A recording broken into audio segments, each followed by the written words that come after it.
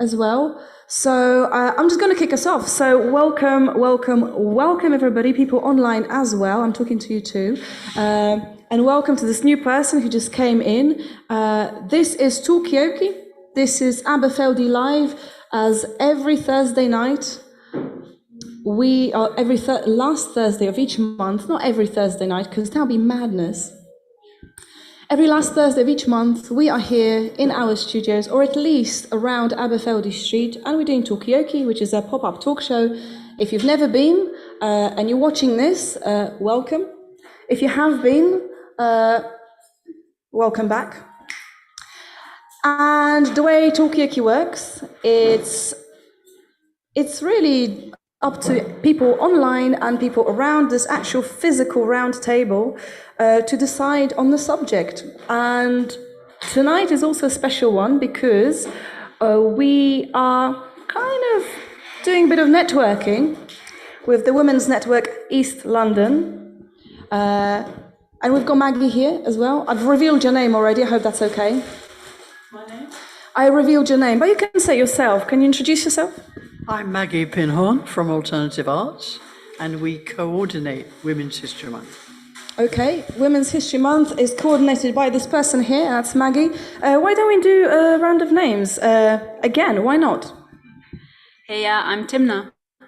Timna, welcome. I'm Mikey. Help yourself to drinks and snacks, by the way. They're not just for me. And that, unfortunately, that doesn't include audience online, although we would really love to. And who do we have online, just for the live stream audience? Andre, I feel like I just want to know where you are connecting from. Where are you based? I'm in Austria.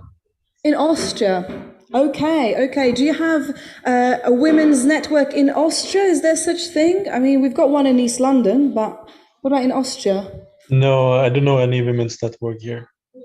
Okay, okay, fine. I mean, do you think if Maggie kind of got herself down to Austria and just started one up, do you think there'll be people interested in joining such network? What is the purpose of such network? What do they do?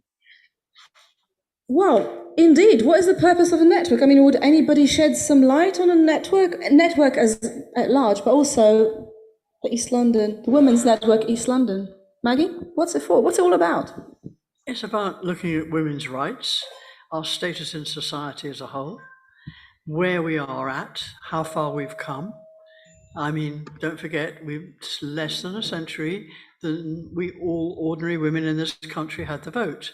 That goes for quite a lot of countries across Europe and other parts of the world as well. And for many years, men ran everything. Now we're forging ahead to begin to take our part in society fully, but it's difficult. It's difficult to achieve equal pay. It's the law, but it doesn't actually happen all the time. It's also very important that we seek to educate men to share more in the general domestic life that most ordinary women use, because otherwise they're left to be the carers always of children, their elderly parents, everything like that. And during lockdown, many women have suffered appalling abuse. A lot of domestic abuse has been on the rise. That means many children, unfortunately, have also been abused or had to face seeing abuse, and which is a form of abuse in itself.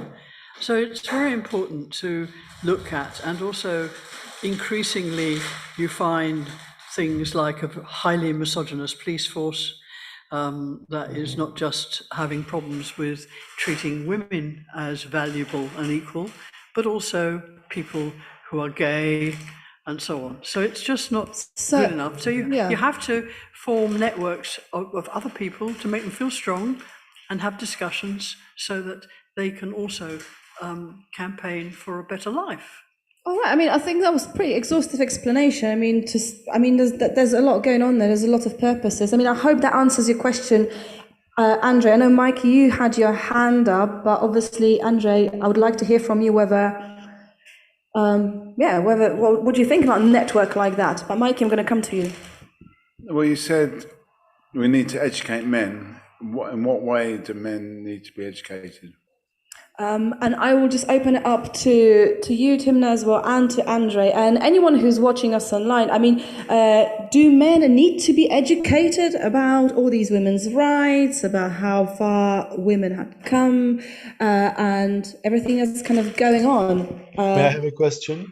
Andre? Since when do you have suffragette for women in the UK? Yeah. Since when? So, was that your question? Yeah, it's a question. Because in Czechoslovakia, we had it since 1918. We were quite progressive in that way.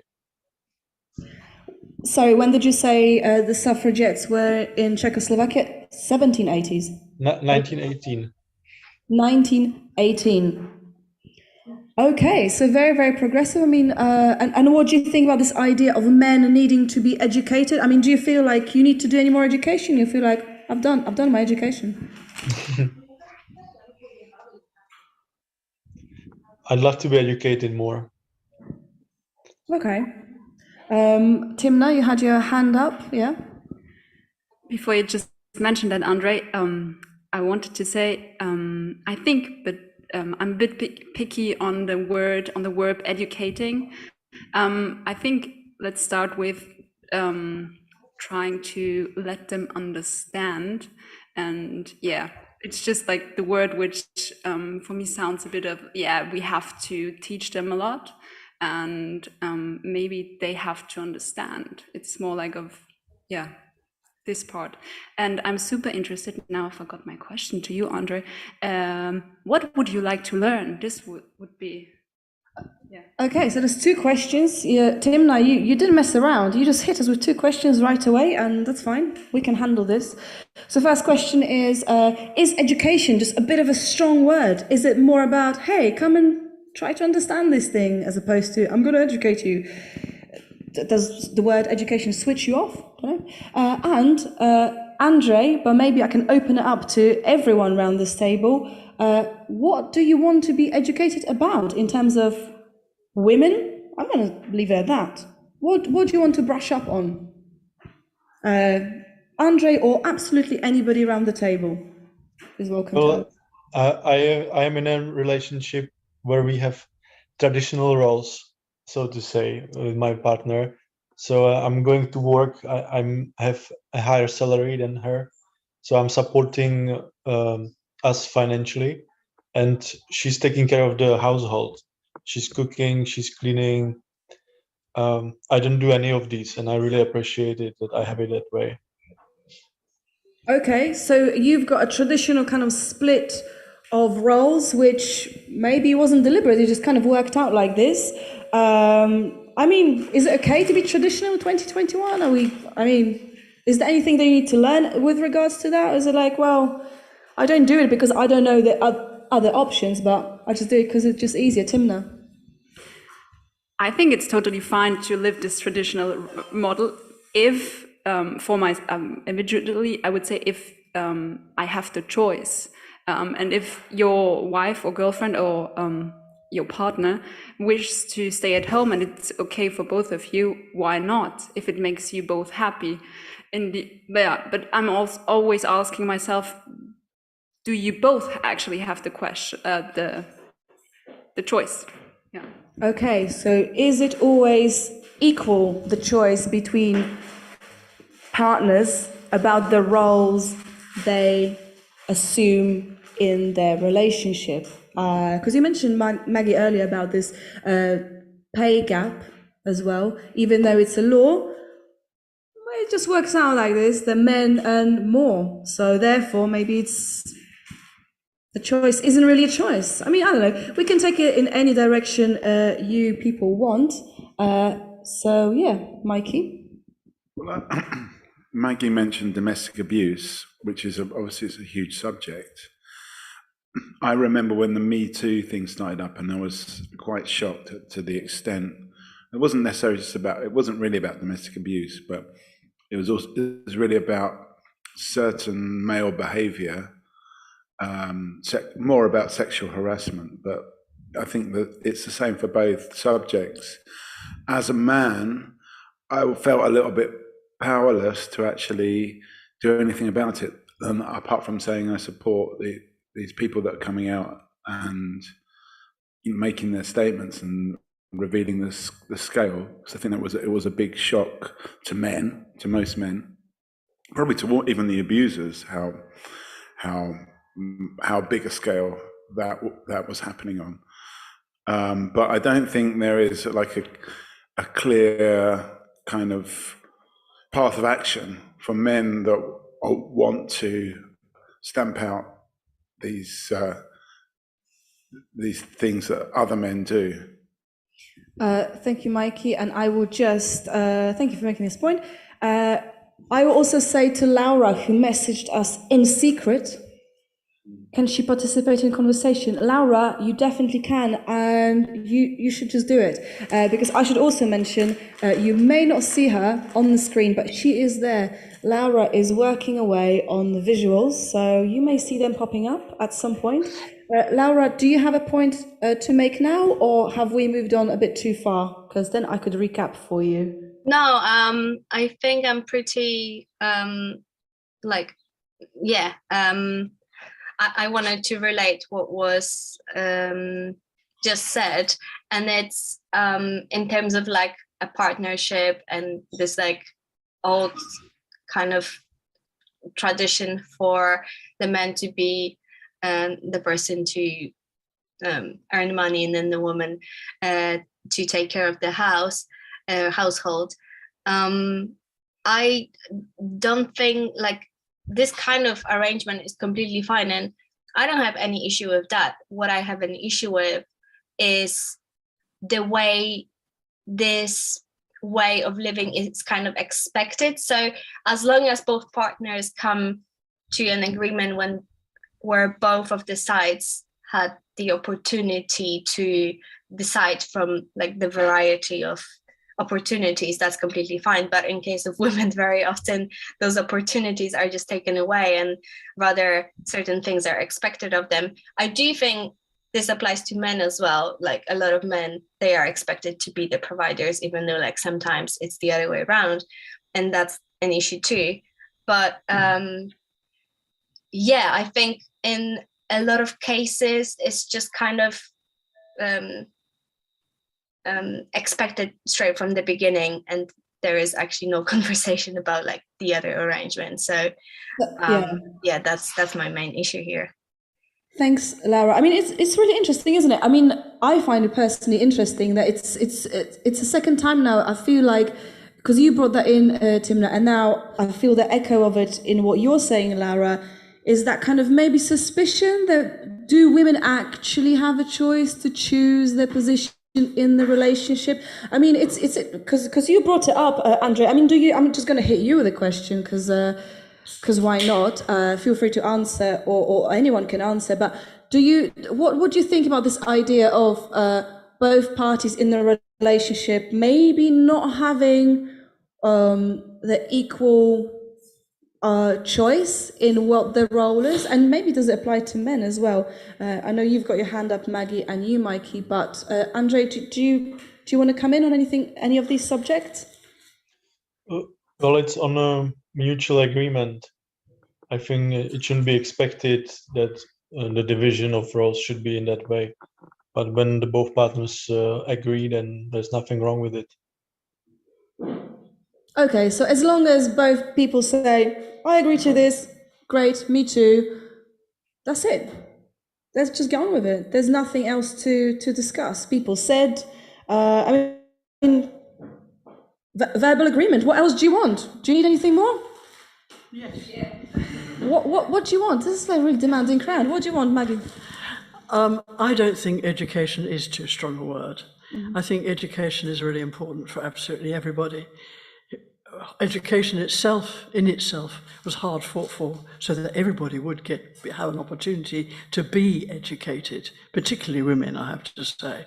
So I think that you have to understand that at the moment, the figures are not too good. It's like 3 women a week are killed in their homes. 1 child in a week dies in its home.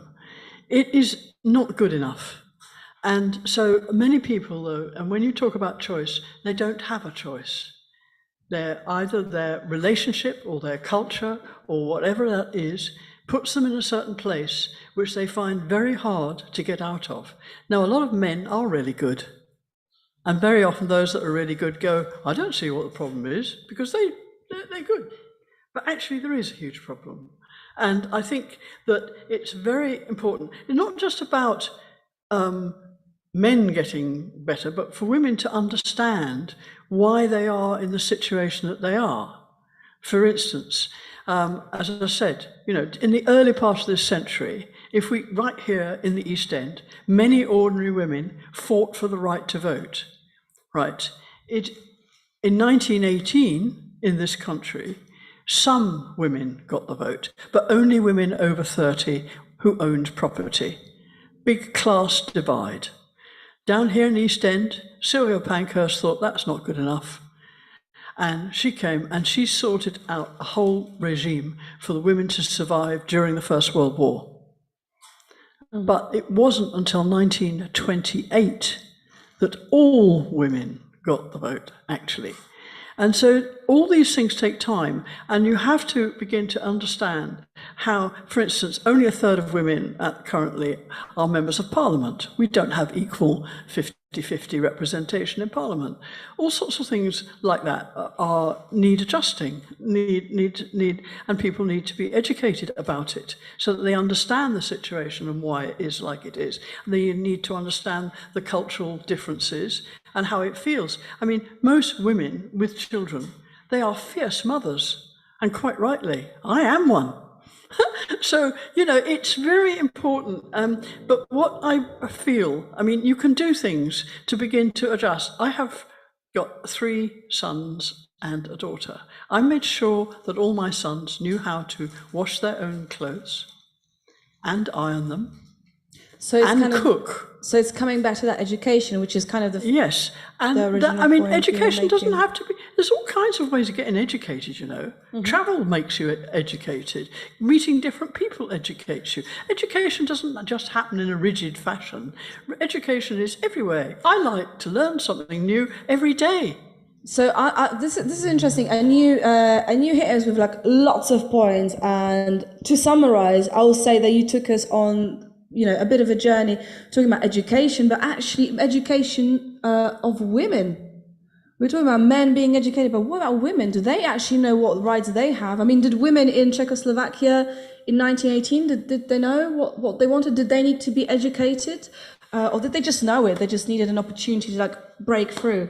Also about the harrowing statistics about women and children suffering at home, linking back to what Mikey was saying about this kind of feeling of disempowerment, really. What do you do? This is the truth. Okay, this is going on, but what do I do as an individual to tackle it?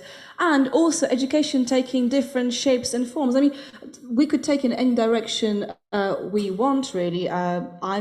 So give me a steer here, guys. Is there anything kind of that's that takes your interest, Mikey? Well, I just want to put this out there because people may not be in favour of that, but I just want to really actually get down to find out what equality really is. Because if people want different things and they've got different attributes and abilities, not just men and women, but people in general, what is equality? That people come from different backgrounds, they've got different educations, different bank accounts, different health. Where is the equality in that situation? What does equality mean in the world that we live in now? It's a simple one to kind of put out there. So what is equality in an unequal world, I would say? How do you measure that? Any answers? You have to fight for equal rights. And at the moment, you've got a whole thing about people's human rights.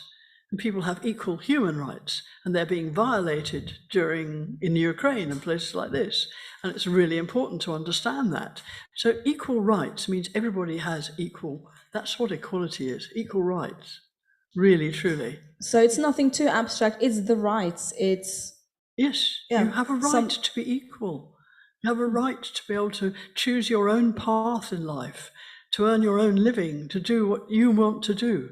and not be stopped from this. I mean, I've got a question about this actually. I mean, do people feel like they're equal? I mean, do you kind of get a sense, just a general sense that you're equal? Timna? You equal? Am I equal to men, you mean? Equal to, Yeah. do you feel equal to other people? Yes, I see myself as equal to other people. And in the meantime, I would say, but very often as a woman, I don't have the same opportunities. Looking on, salary, and then also for, how do you call that? When you get a better job, The progression? Progression, these things, Okay, so yes, you're saying you're equal, but you don't get the same opportunity, which you describe as a pay rise and a career upward shift, I should say. Yeah, the thing why I said that is because I made this experience I had this experience a couple of years ago that I just was not paid the same amount because, actually, finally, I was a woman. And just coming back to, I see myself as equal. I don't think that other people see me as equal as I see me to them. Yeah. Okay, so you've got the kind of equality filter on all the time, but maybe not everybody does. Maybe people see you or other people inferior to themselves. I mean, that's a very interesting point. I mean, so maybe we're just happy going about, thinking that we're equal until we realize that your male colleague earns more, and then maybe it's better just not know. Just keep on a down low. Okay, anyone else feeling equal or not feeling equal? Andre, I'm obviously also throwing that up to you. So do give us a shout if you want to speak, Mikey. I think the reason why men get paid more, well, one of the reasons is because those people that are CEOs and leaders tend to be assholes. And, I mean, is there some kind of mathematical relation? I think because women are taught that don't be an asshole, and men are too, but women take it more seriously. Mm-hmm.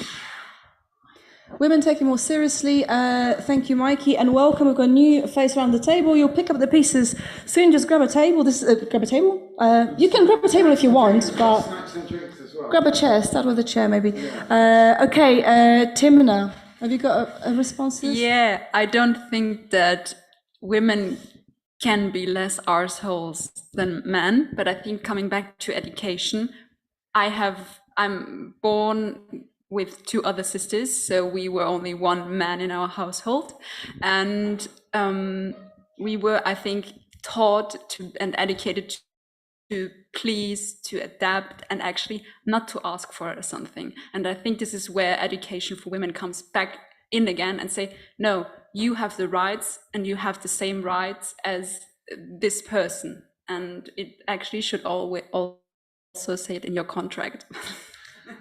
Okay, so education, again, going back to that, and also maybe women can be assholes too, and that's fine. And isn't an asshole kind of comparison exercise, or is it just about just knowing your right and saying, well, I deserve this. This is my right as much as yours, man. I'm going to take it, and maybe not worry about pleasing people. But I mean, first of all, I'm Margot. What is your name?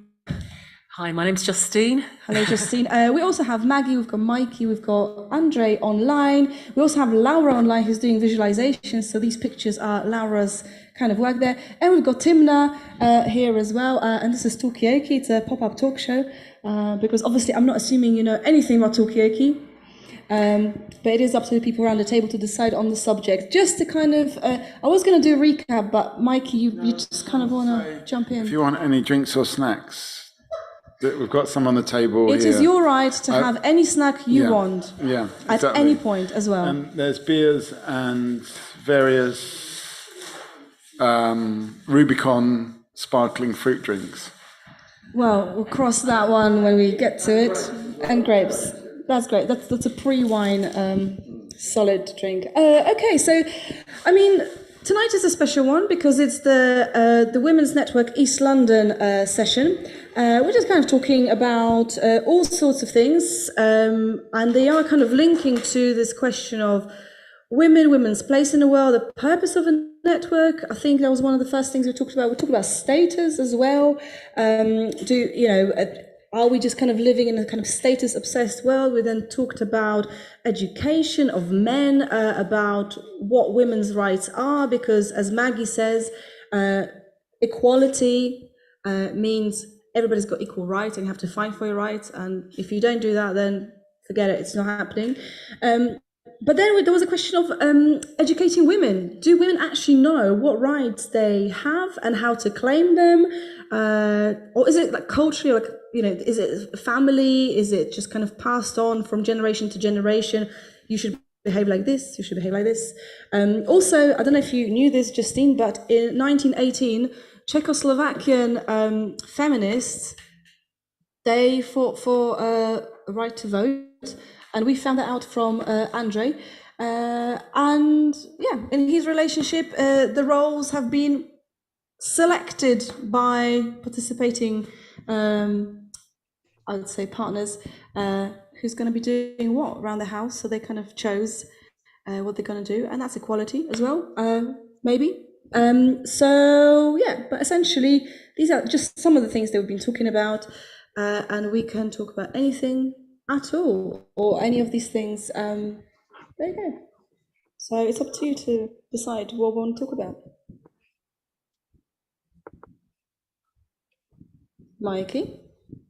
I mean, I think that's the thing, is that, I want to come to this question of entitlement, because I think, when it comes to pay, there is more entitlement from men to ask for the bigger pay rise, or to strive, or to get into positions.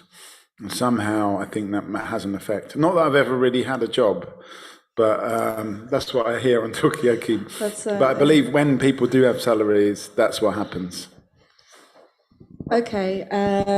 Does everybody need to have a job? Maybe if we didn't have jobs in that kind of pay grade system. Maggie? What a lot of women find difficult is to be assertive enough to demand their value, their work, their wages going up, and also often getting ignored and rejected for that.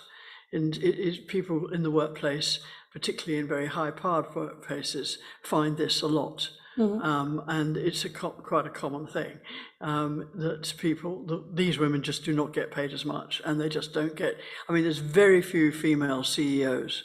There's more, but there's not nearly enough. Equally, you've only got to look at like the current political situation. There's photographs of leaders of various countries, and they're all men in suits. Why? Very good question. Does anybody have answers to this? But if you look at the Prime Minister of Finland, a fantastic woman, she's in her 30s, and so is all her cabinet. It is possible for us to run countries, Okay, so all right. So how are people's kind of like assertiveness levels? Do you feel like you could, if you wanted to, because maybe you don't want to, I don't know, you could go for a top position. Can you do that? And there's a question of assertiveness as well. Do we just need to get better at that? And what is with the politicians being all men? Is that ever going to change? Or is it just a thing that we will always be moaning about? It's like, oh yeah, look at the men in suits. It's just the men in suits, just because maybe they can do the asshole game a bit better. Pale, male, stale. Yeah, but it's also the suit thing that I don't particularly like. Not just the men. It's like, why do they always go for the suit? It's so boring. I think it also, I don't know if anyone knows Mossbourne Academy. They make everyone wear... Shout out to Mossbourne. They make everyone wear little suits as if they're all little prime ministers. And I think, to me... Yeah, in every public school. Why are they... But it's this idea that the suit sort of holds some power as well. I don't like it. In South Africa, there's this party called the Economic Freedom Front, which split off from the ANC because they felt the ANC weren't really representing African interests. They've not exclusively got African membership or African politicians, but they all wear red boiler suits. Okay. And I'm wondering if we should actually have a little bit more variety in how politicians wear. It's a very good proposition. I mean, what do people think about suits? I mean, I chose to wear a kind of 80s suit jacket today. Was that subconscious? I don't know. Apart from that, obviously, what else is going on there? I mean, Andre, you haven't spoken for a little while. I mean, do you have any views on do you agree with Mikey that maybe if we change the way, people dress in high-powered positions, maybe their politics would change or the system would change? There's a power of the suit. The men in suits seem to be more trustworthy than men in other kind of clothes. Are you a man in a suit? I mean, do you have to wear a suit? Is that how you got your pay rise? In relation to how you look? Yeah, I'm wearing a suit to work. All right. Are you wearing one now? Sorry, it's just going a bit weird. No. All right. All good. Thanks. I mean, because you don't have your camera on, so you could be wearing anything, but it's none of my business anyway. Timna, did you have a hand up earlier? You've got some comments on the suit? On the suit topic, yes. I like suits, and in general for women and for men. I think it just makes them look good. So is it a purely aesthetic choice? No, I think it's more the kind of the uniform. I think for politicians, it's more like, it's their kind of, uniform. And maybe this is back relating to the arsehole topic.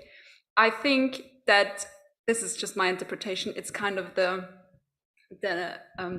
natural arsehole protection that that the suit will protect them from their for getting emotionally related. And I think maybe, that's just my vision point of view. So why politicians and CEOs and CFOs, men and women, mostly are wearing suits. All right, so this is kind of not only does it look good, but it also prevents any kind of emotions from leaking out. I mean, if you're wearing a woolly jumper, maybe your emotions can come out much easier. Justine, you're wearing a jumper. I'm wearing it. Yeah, I'm wearing a very you're not worried about your jumper. emotions. It's letting a lot through. Actually, right. There's not much protection in this. Well, we don't mind. We love jumpers here. So. But I do love suits, and I love a well-cut suit. But I do think I agree with the kind of the association with uniforms, and it's interesting as well. It's really associated with business for me. And I think that, lots of the governments that you're referring to wear suits, they're also very business driven and business associated.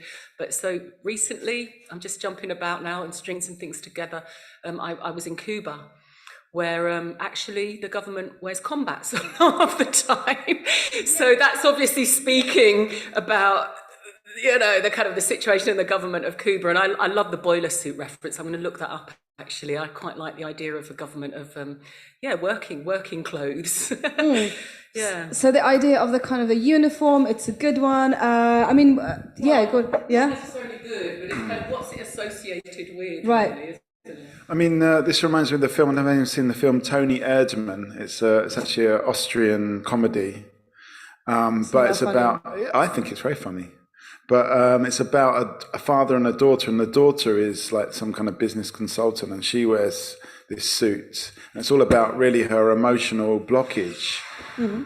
And actually, Tony Erdmann, who's a fictional character created by the father, is trying to actually get her to emotionally reconnect, which this job and this high-powered job and the suit is part of it, I think. And it is. I think you can go even further and say the suit really means psychopath. That's the uniform. It's a uniform for psychopaths, and actually, our culture likes psychopaths. Our favourite Briton ever was Winston Churchill, who was clearly a psychopath. I think there's no argument about that. But he was our psychopath. So, we want our politicians to be psychopaths, and we want them to make hard, ruthless decisions. And that's why they wear the suit. Okay, it's a very interesting statement here. Can I have a question?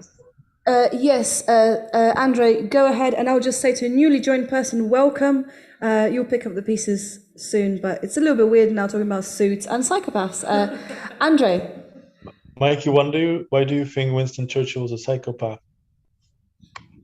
Mikey? I mean, there's a lot of stuff that he did in the Second World War where, you know, a lot of people died, but in the effort to win the war. For example, the British Army took all the food away from the Bengal. There wasn't Bangladesh then, but it was the Bengal area of India, and that created a huge famine in which millions of people died. He also authorized the carpet bombing of many German towns, and especially focusing on civilians, in order to try to get the Germans to surrender to the Allied forces rather than the Soviets. I'm not going to go too much into history, but I think someone that's willing to just sign off hundreds of thousands of lives must be a psychopath. But he was also opposing the nuclear bombing of Hiroshima and Nagasaki. So we can argue that he was a less psychopath than Truman. Okay, so that was a little segue into kind of history there. I'm talking about psychopaths, but that's not the only subject on the table. And first of all, this is Talkaoke, but what is your name? Susan Croft. Welcome, Susan Croft. Can I just call you Susan? Yeah. Awesome. I'm Margaret. This is Mikey. So this is Maggie. This is Mikey. I've made that mistake again. It's just like something about your names. This is Justine. This is Timna. We also have got Andre online, and we've got Laura, and whoever else cares to watch and interact with us on Facebook, because we are going live. And yeah, have a look. So before you joined, this is a special one. Tonight is Talkaoke focused around women. It's the last day of Women's History Month. So we talked about education of men and women. Do people know what the rights are? We're then kind of talking about what the purpose of the network is. Talk about suffragettes. Talk about Emily Pankhurst. Talked about how the roles are divided within relationship. Is it always a choice? We're talking about what happened during the pandemic and how some households really suffered, particularly women and children, from violence, something that maybe wasn't so clear before. We didn't know about that. And then we moved on, talked about assertiveness and maybe culturally being given the manual from our female ancestors about trying to please men, be nice, don't be an asshole, and when you are working in a business environment, wear a suit, because if you wear a jumper, maybe your emotions show a bit too much. So, you know, just be aware of that. And obviously, there's this idea of the outfit, the suit being an armor, as a kind of almost like a uniform, a protection, a kind of code, but there's an interesting proposition of people wearing combat trousers in Cuba, and boiler suit was in South Africa. Yeah. So maybe we can do politics differently, or maybe we just can't. Maybe we're just doomed to be wearing suits. I mean, and I should just say, Maggie, before I give you the mic, in Talkaoke, it's up to you. The direction of the conversation is up to you. So any of these subjects, you know, pique your interest, let us know. Maggie, over to you. And I know, Laura, you've left a message on chat. I think it was interesting that a thread came up about adversary, i.e., and I think that one of the problems is that we do have adversarial politics, and the way we sit in our house means we have one side and another side, and it's like a football match. It's a complete disgrace. And in other places, they don't sit opposite each other. They sit in the round, as we are here. And it means that you have to get to know people with a completely different point of view to you, and possibly form alliances so you can form a coalition, so you can create a government.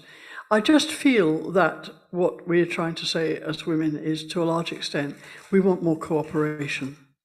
We want people to recognise our rights to demand these things and to work in a better way for a better world. It can be done.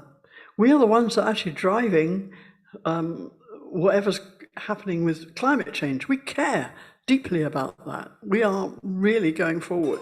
And I have to say, actually, one thing you did say earlier, something you said, Emmeline Pankhurst. No, Sylvia Pankhurst and the East London Federation of Suffragettes, because it was here that ordinary women fought for the vote and fought for their rights to do that. And I think that must be remembered. And I think that it's all very well. What I'm not really interested in is talking about violence, but I am talking about people having their rights and their equal rights. Okay, so thank you, Maggie. So start with the shape of the table, remove the sides, get to know each other, cooperate, and maybe there will be some light at the end of this tunnel. I mean, after all, women are leading on climate change activism. Are they? No. Also, I will just say, Justine, I know you had your hand up, but I'm just going to read out Laura's comment because she is online. Yes, Mikey, why you be sulky? You're going to read, Mikey, okay, read it. Where's the tiny music? The violin music? Because he just gave me a sulky look, which is just... There's a big conversation about women of colour wearing braids to work in the workplaces. Women would hear the braids are unprofessional, as if how you wear your hair could be professional or unprofessional. Big one, men telling women how they should or shouldn't wear. That's what Laura's saying. Thank you, Laura. And thanks for the visuals as well. And also want to say to Susan, help yourself to drinks and snacks. There's a table of drinks and there's all sorts of snaps. Just grab them. One thing we don't have is the Wi-Fi password. So I'm really sorry, Susan. Yeah. Yeah, that's it. I don't have a point. I don't think. I was just wanting to. Okay, I think it's an interesting idea of something being professional and something being unprofessional. I mean, I don't know whether what kind of views people have, you know, about this is about Laura's point is about physical appearance, and what kind of hair, what kind of clothes maybe are deemed professional and acceptable in a professional environment. Mikey?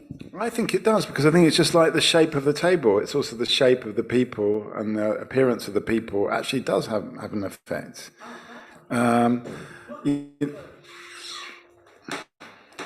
So, welcome to Talkaoke, by the way. So people's shapes, and that includes what they wear and how they do their hair. People's shapes can antagonize other people, and it does matter what your shape is. I mean, this is a bit abstract, but maybe not. I mean, is this true, Justine? What's your view on this? I don't know about shapes, but the comment I was going to make is that I was going through a period of going for interviews for work. I'm kind of middle-aged now, and I was looking up advice about how to kind of present myself in these interviews, kind of refreshing myself about that after a long period of being in work.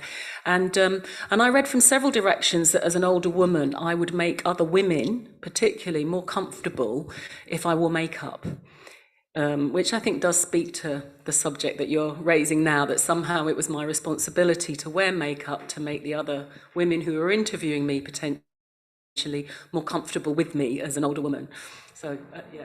Okay, I have to say this is a very, very interesting point. I never thought of it like this. So the idea is if you wear makeup, you're presenting yourself maybe less threatening or more compliant, or what's going on here? I mean, welcome. By the way, I'm just going to very quickly ask your name. What's your name? Oh yeah, it's Danny. It's still Danny. Yes. I know, but we've now started properly, so I'm just doing the names. But anyway, since you're here, Danny, welcome back. The conversation has moved on a little bit from what you're going to have for dinner to now talking about shapes of bodies, but actually lots of other things. But I'm not going to recap because I've recapped recently. But I just want to kind of throw it out to the table, and that includes people online. I mean, what do you think about this idea of maybe women wearing makeup? I mean, is that what's that about? Is it to show? What is it to show? Maggie, you've got the answers. I believe that is entirely personal choice, and I would not dream of having an opinion on whether somebody was wearing makeup or not. If I want to wear it, I'll wear it, and if you don't want to wear it, don't wear it. It's not. And what I was trying to say about appearance is you should not judge people by their appearance. That is a big mistake. What matters, like when you were talking about being professional means being very good at your job and getting paid for it. That's what professional is. It's not about what you're wearing. It's not about any of that at all. It's about being good at what you do. This may seem like a dumb question, and probably is, so apologies, but how do people know that you're doing a good job? How does it, how do people know? Results? Do you do a good job with your job, whatever it is? I think we all want to believe we do. I'd like to think so, but you definitely have to ask my colleagues, etc. Okay. Word for it. Right, Timna? I would say feedback for no matter which job. Yeah.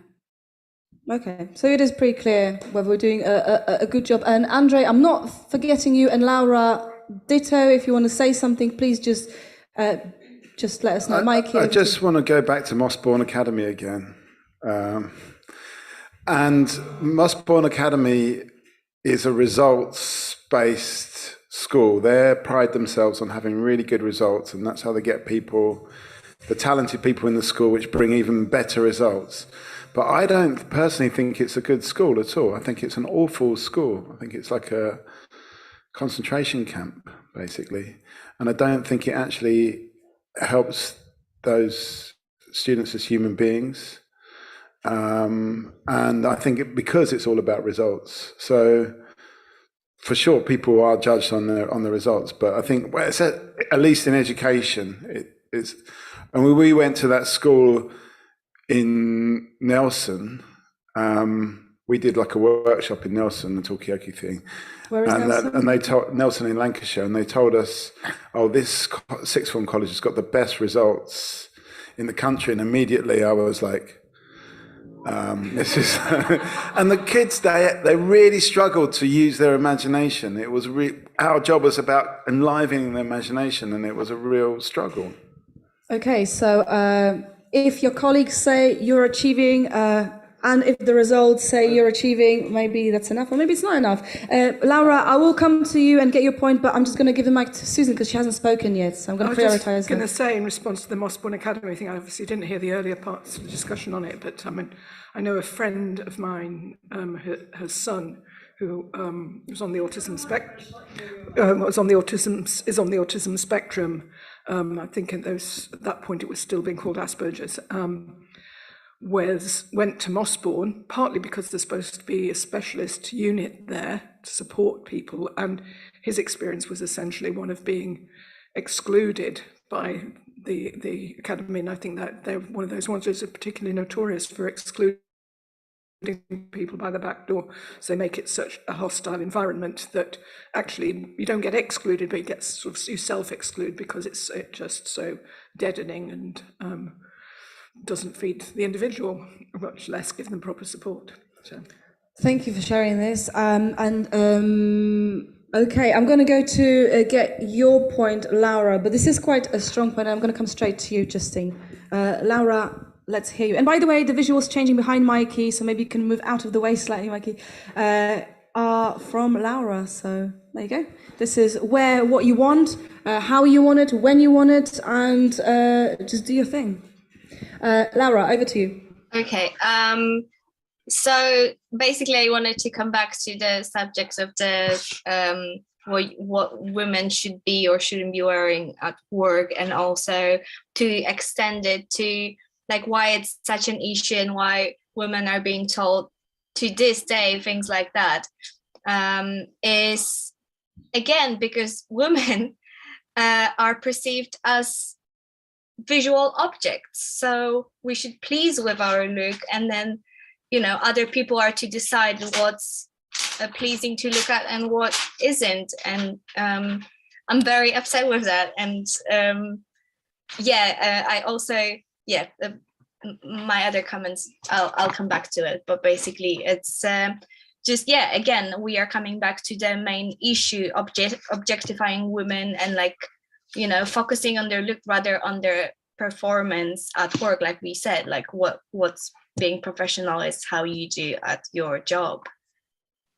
I mean, Laura, thank you for your point also, but I just wanted to ask you, I mean, feel free not to answer or answer if you wish, but I mean, it is 21st century, and do you feel like you're being objectified? I mean, or are you talking kind of like a broader broader strokes here? I mean, how do you know you're being objectified? Well, I am definitely aware of the impact I can do by visually focusing on my appearance, and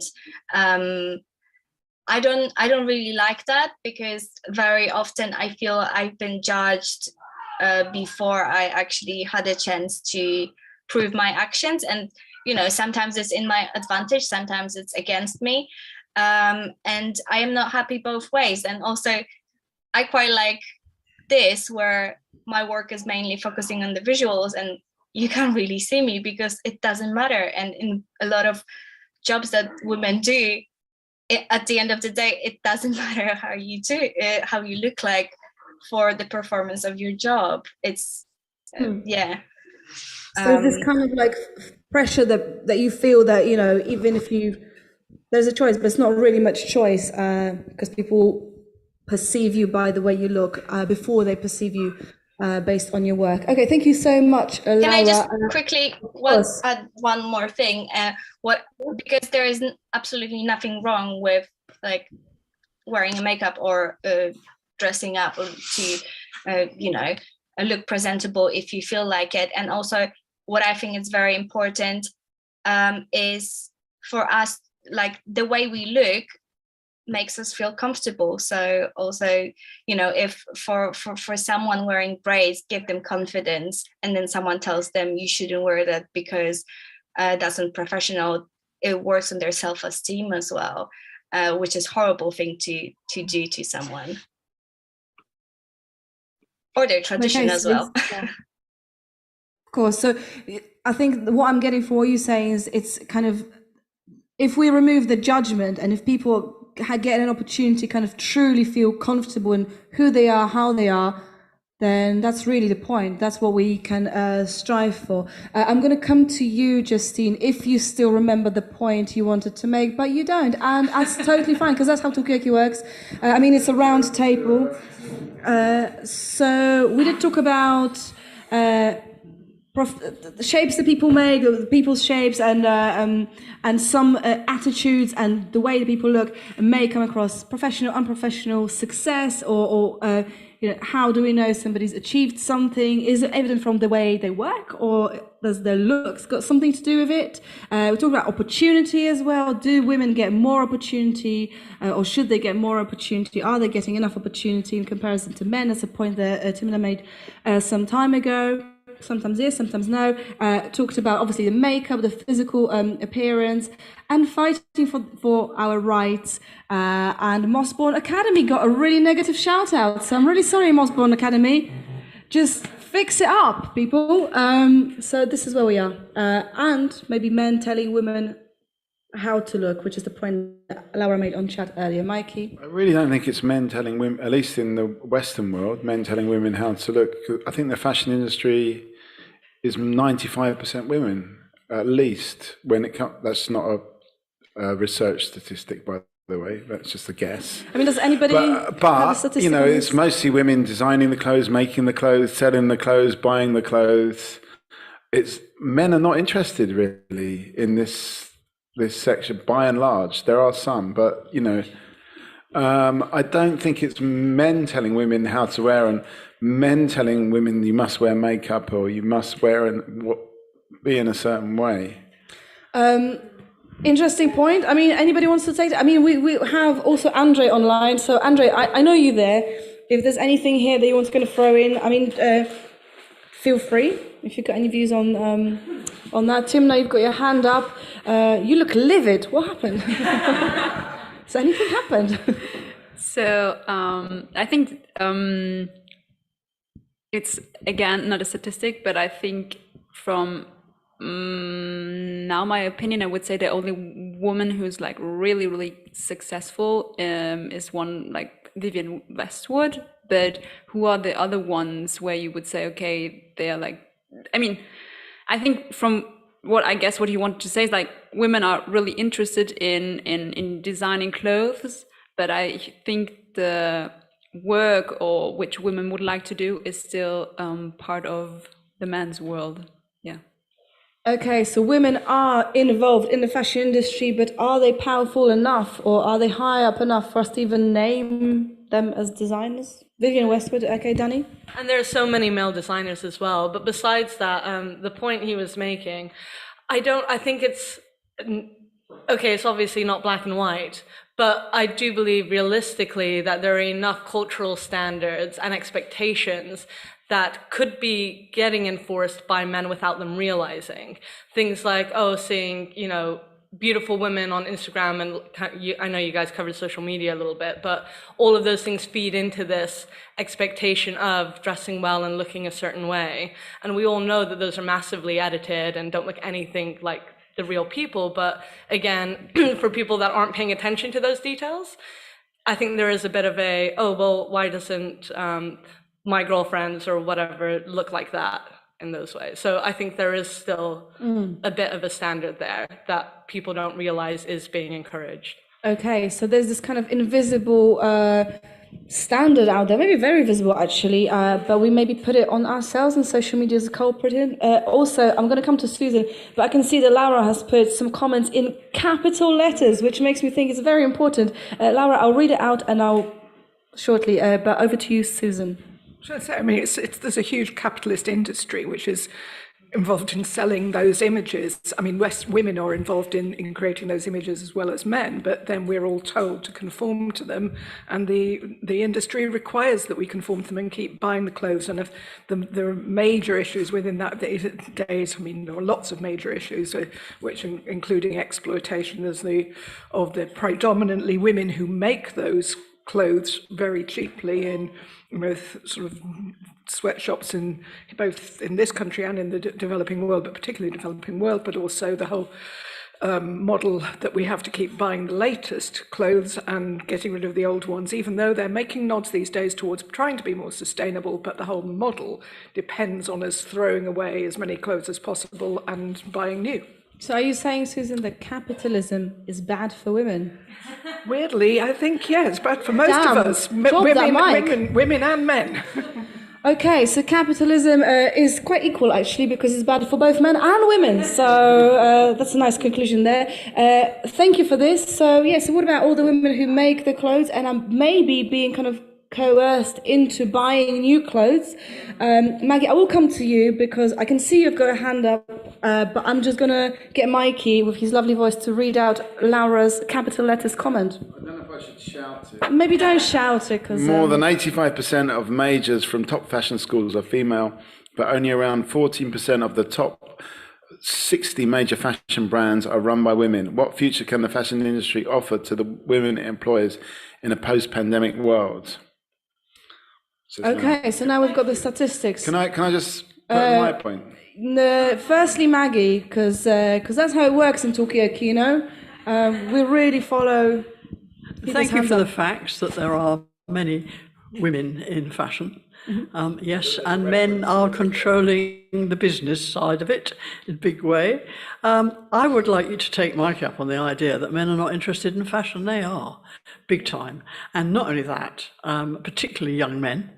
And it rather depends on which tribe you belong to, what you're going to be wearing. What are the latest trainers? What are the latest tracksuit bottoms? What are the latest jackets that you're going to wear? I mean, the boys are very interested in fashion. Don't kid yourself. And also, they're very keen on there's loads of guys now that the B-boys, they call themselves. And these are middle-aged men who wear certain types of tops and bottoms and things like that.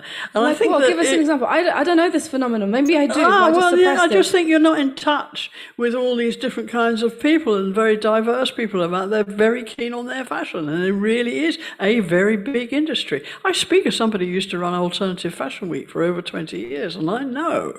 So it sounds like you've got some inside knowledge. Before I hand the microphone over to you, I just wanted to check. Did you have a point, or did you say I'm leaving? No, I'm not leaving yet. I was going to say. I was a model in Alternative Fashion Week, so I was there. But I just want to say that what I'm trying to say is that I've spent most of my life having conversations with men and women, but whenever I've had a conversation with my friends, my male friends, I've never, ever in 47 years heard any of them talk about what women are wearing. They might talk about their own male fashions, but they're not interested in what. I've never heard anyone say, you'll never guess what my girlfriend was wearing, or you'll never guess what my sister was wearing. Never. They are literally not interested in what women are wearing. It might be a bit of a shock, but at least my tribe, my friends, they are not interested. Okay, so how about that? And also, Andre, I mean, do you pay attention to what your girlfriend, your partner is wearing? I mean, does it really matter to you? Because I feel like you've been a bit quiet, or you may have gone, I don't know. Does it matter to you what your girlfriend is wearing? I'm still here. Phew. Yeah, and it matters to me what my girlfriend is wearing. It does, or it doesn't? It does. Can you say why?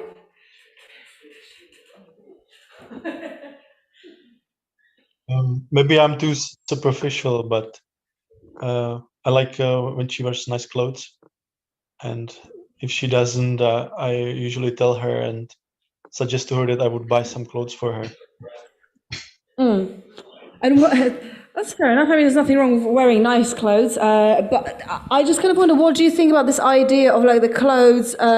Certain clothes may be coming across professional or unprofessional. I mean, do you think about that in clothes, or?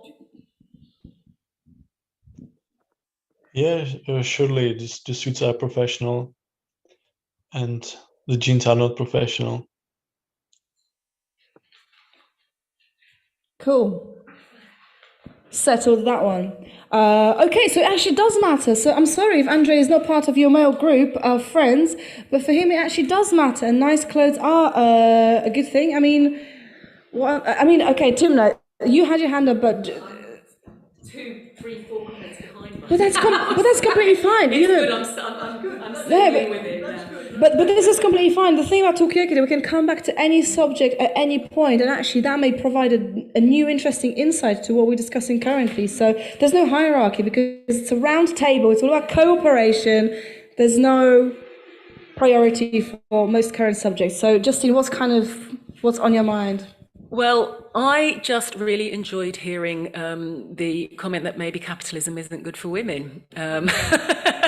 Amongst many other people and things that maybe capitalism isn't good for. And it just made me think about the fact that capitalism was born, in a time of patriarchy, extreme patriarchy. And I suppose it makes me think about structures and, whether it's even possible to kind of, work within those existing structures and make real changes. So kind of getting back to something serious away from clothes, although not entirely off subject from clothes, really. So, okay, so talking about systems, talking about patriarchy and capitalism, back to that one.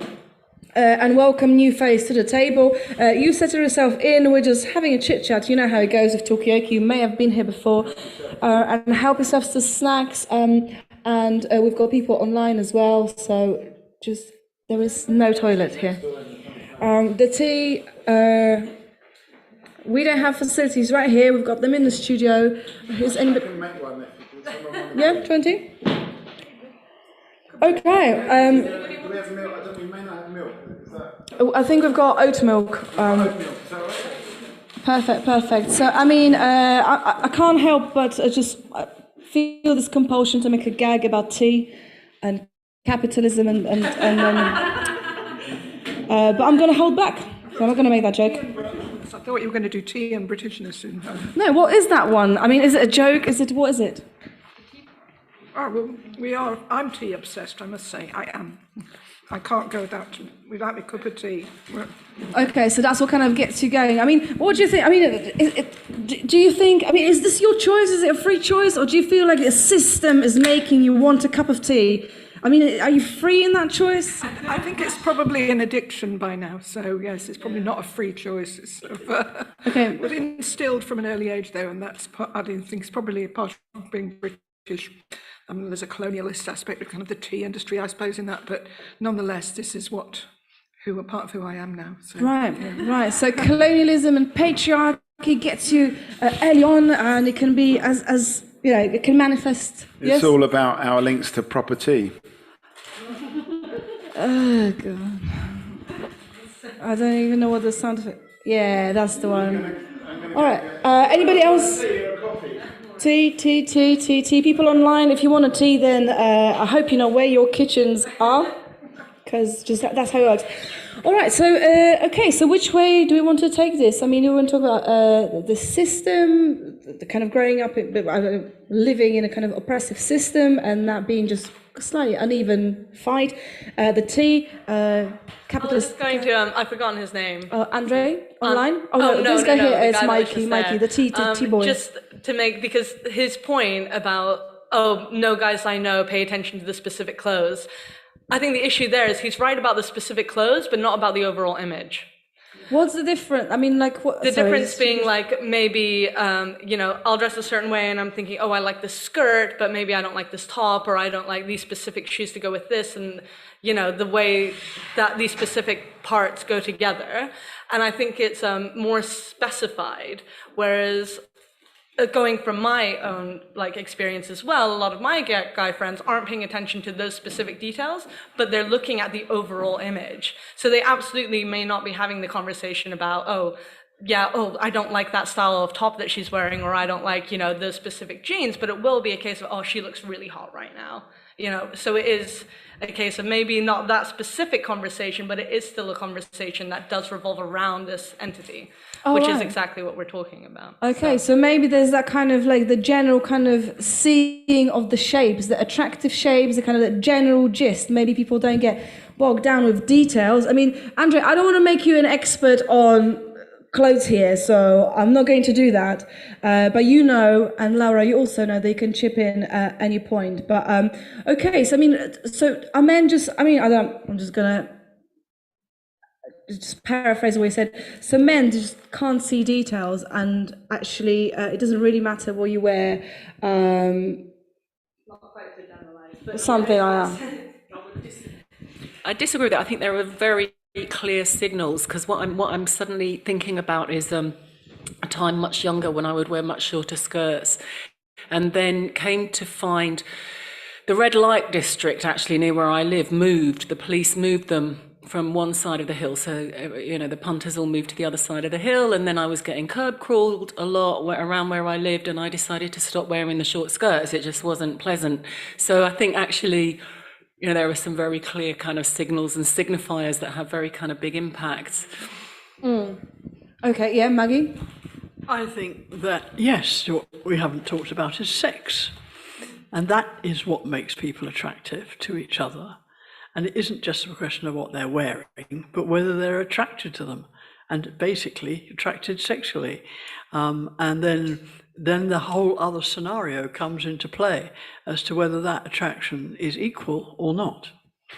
Okay, so we have it all out now, Lucy. So welcome to this conversation, which is now about sex, but it could be about absolutely anything. So it's not so much what you wear, Maggie says. It's more about who you're attracted to, who you want to sleep with, but you don't have to be asleep, obviously.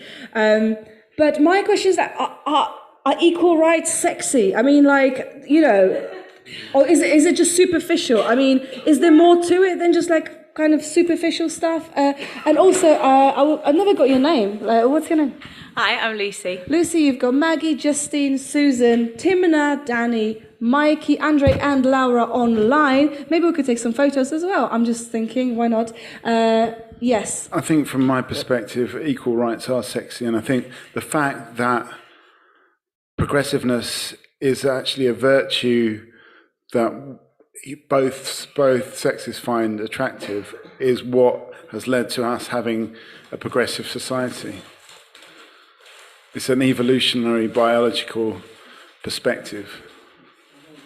So we all find progressive thinking actually an attractive feature in the opposite sex, or the same sex if that's what we're into.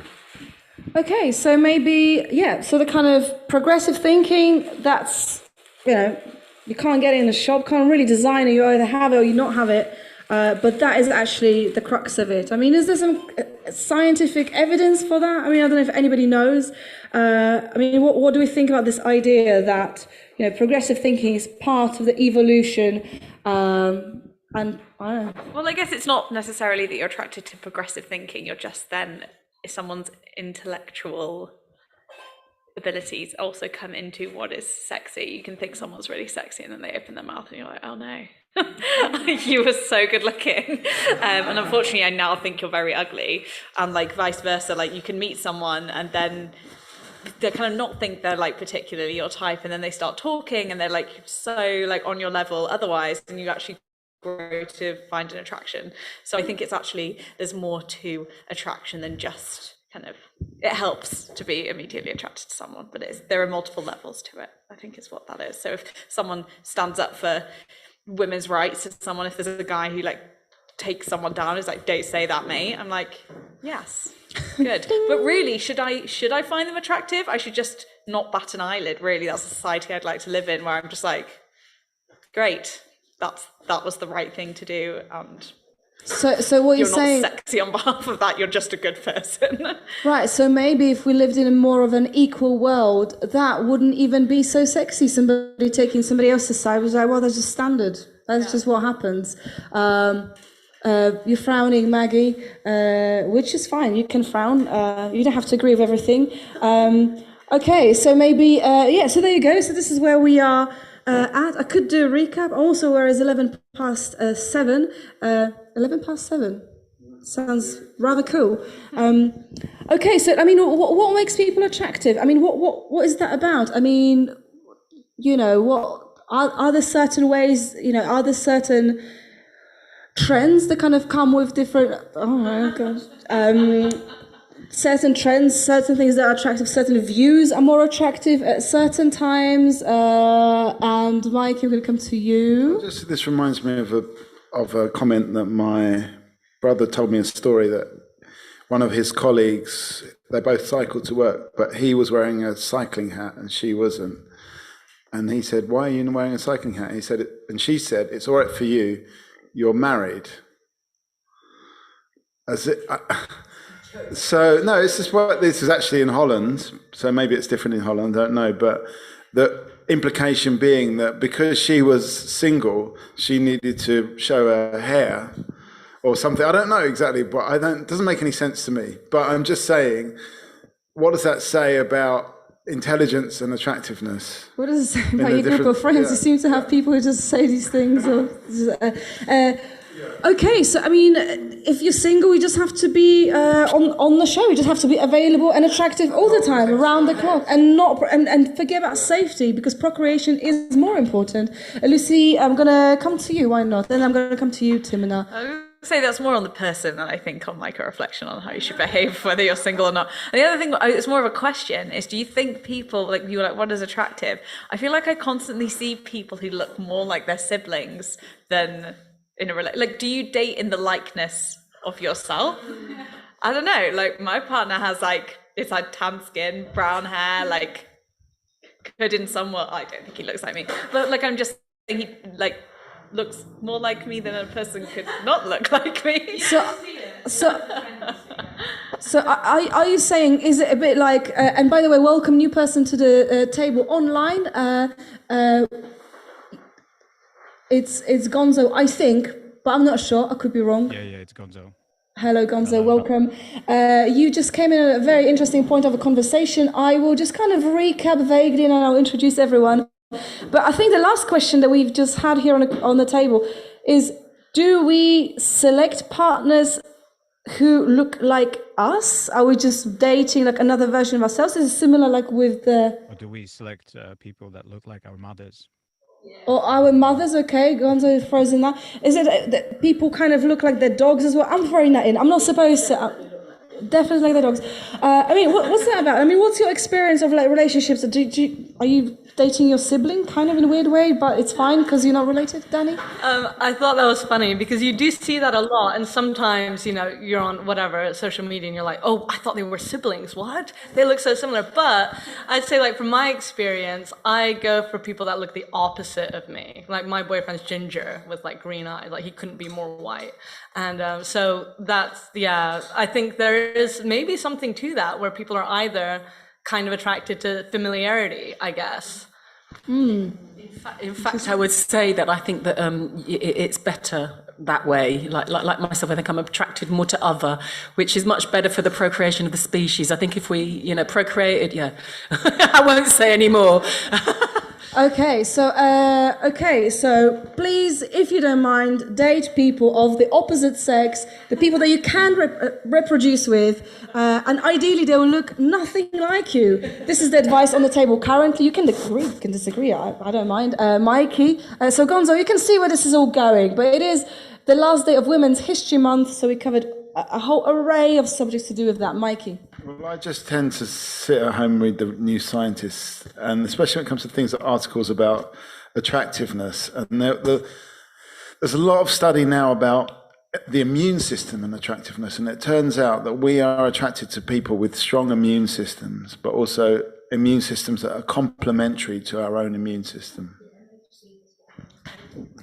Okay, there's some kind of scientific chit-chat under your breath. Lucy, obviously, there is absolutely nothing to me, but maybe you could just like simplify and explain what you just said. I can hardly remember what it is, but it was in a module I did at university, and there's the thing called an MHC histocompatibility complex, and that's like a part of your gene that to do with immunity, and like it's the ones that are, it's the same thing that like is related to how you smell. So they like do experiments where like someone wears a t-shirt for like 5 days, doesn't wash, and then you give it to people and like you say which smells the most attractive, and you do find the one, if you had to pick one that smells the most attractive, is the one that's opposite to you genetically on this specific gene. Okay, so if you okay, so maybe wearing the same t-shirt a few days in a row is not a bad thing. Maybe that will give you some kind of intel about yes, Susan. So opposites do attract then, in that case. We're kind of yeah, I mean, is that your experience? I mean, I'd have to think about that one and so on. It felt a lot more random than that, but maybe that was what was going on. Yeah, maybe you were always going for the opposites, but I like this idea of opposites or complementary immune systems, right? I mean, particularly with what we've been through in the past couple of years. It's interesting. Yeah, Lucy? And I think, I don't know, I think there is something possibly, we are animals, right? And so we think that you can't tell when, people can't, you know, there are like the things of hidden, like when you're on your period or whatever, like you've got PMT, like there are small little signifiers, or like you look a bit more like there are those little things that like we can't, I think they've been studies, and there's very small indicators that you like people might find you a bit more attractive at certain times. Or I think we're giving off all these very subtle cues, but because we're used to very kind of gross signs of like lipstick and blah blah blah blah, like we're used to reading these big things, but actually I think we're all animals, and there will be, I think there are loads of stuff, I think we're just there's so much we don't know about ourselves and about the human existence that we're still yet to find out. So I think I wouldn't be surprised if we're reading and experiencing with a sense that we're fully understood yet. All right, so there's some things that we just don't know about ourselves, and one day we will. But luckily, Gonzo has got his hand up. Maybe, I mean, is there anything that you found out about yourself that you want to share, or you've got another point? Either is fine. He was, I think it was in one movie, there was a kind of a character, and he had like a girlfriend, and his explanation why is he with his girlfriend, with this particular girl, was that because she has the same blood type, like in case I think it was in Futurama, but it's like, yeah, some people with more utilitarian kind of thinking might choose their partner. Okay. So supposedly there's some kind of like a vetting system. Are you fit? Are you wearing a skirt? Are our immune systems compatible? What's your blood? They don't, you know, our blood types don't match. Gonna have to end it there. Not really. Susan? It's been making me think about, because I did bring a woman along with me, another suffrage campaigner. and who I've got quite interested in. And she is a woman called Margaret Wynne Nevinson, and she married a man called Henry Wood Nevinson, and it was a very unhappy marriage. And he actually ended up in a relationship with a suffrage campaigner who she must have known. And I got interested in her because she wrote this play called In the Workhouse, which is about women in the workhouse who had gone into the maternity ward to have babies.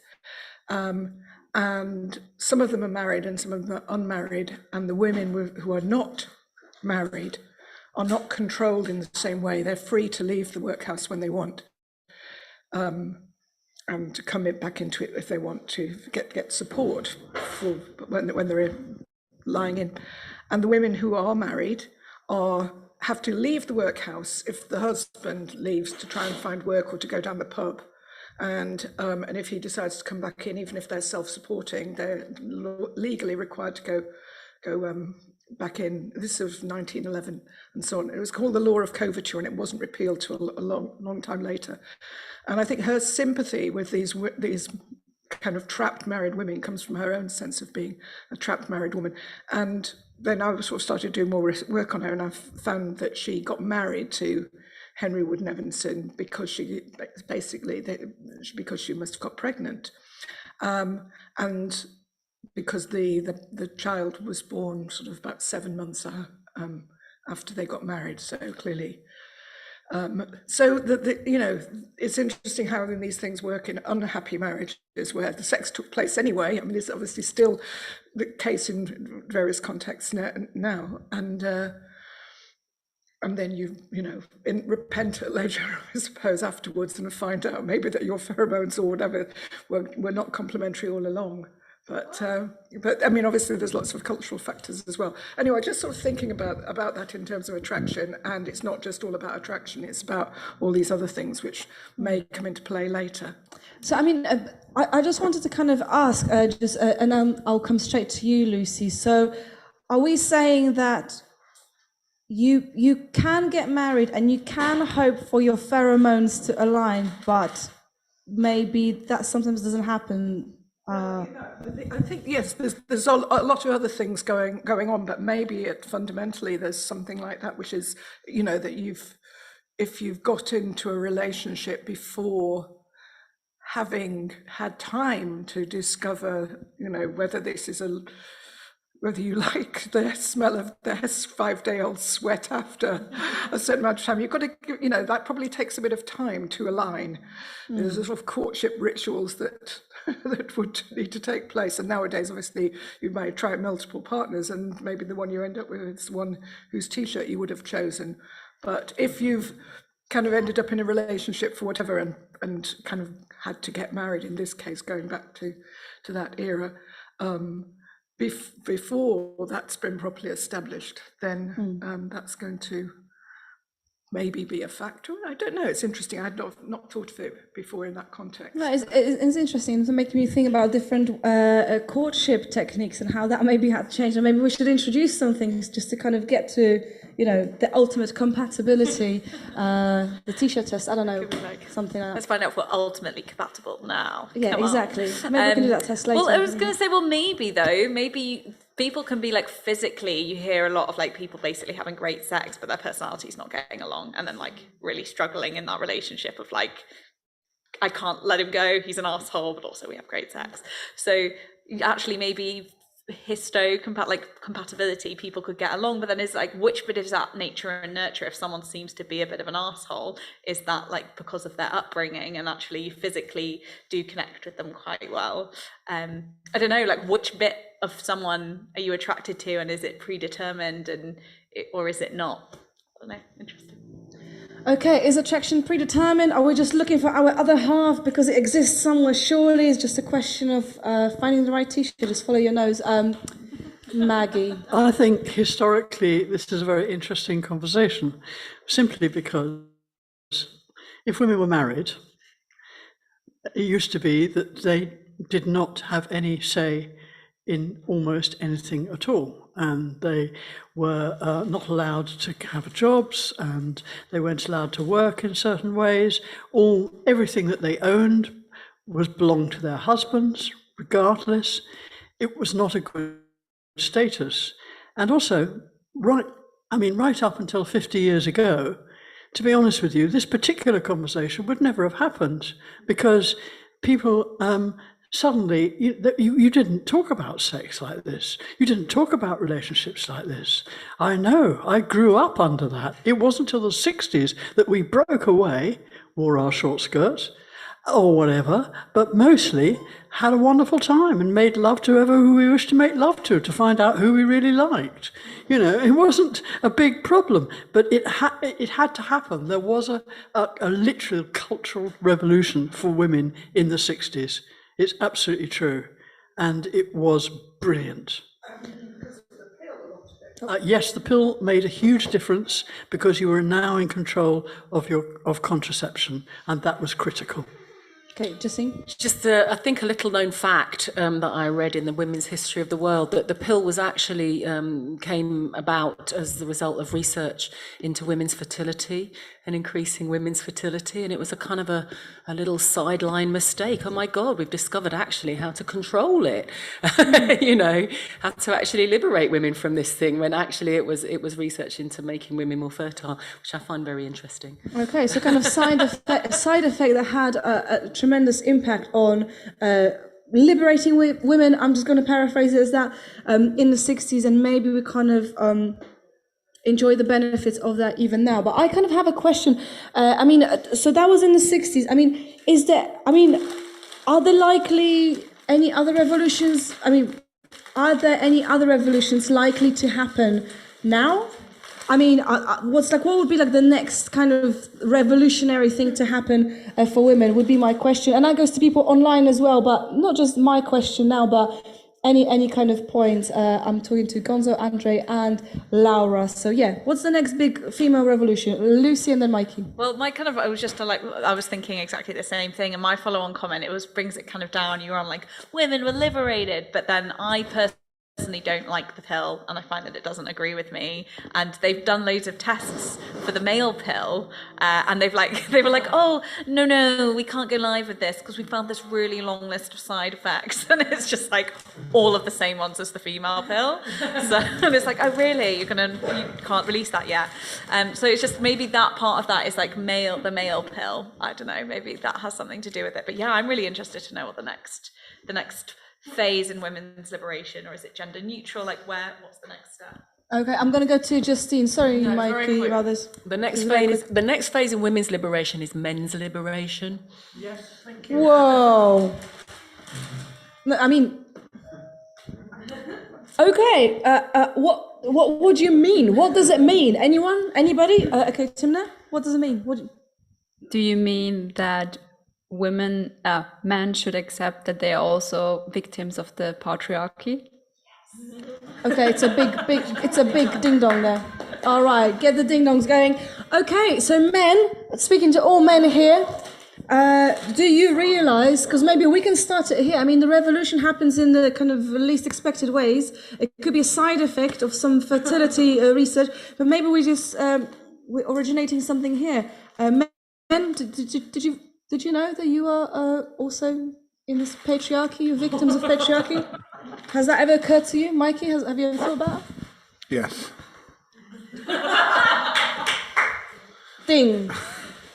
Yeah, definitely. Yeah. No, it doesn't make me happy, but I think this idea of kind of the system itself being the problem has come about as a lot more in consciousness now. Like the recent Black Lives Matter protests really focus on the idea of systemic racism, and I think that idea of systemic misogyny or systemic, it's there. I think a lot of the discussion, it's not men or women as such, it is the system that's actually, and it's a capitalist patriarchal system. For sure, some people benefit, but most people, male, female, or anything else, don't benefit from the patriarchal system. Only the patriarch benefits from the patriarchal system.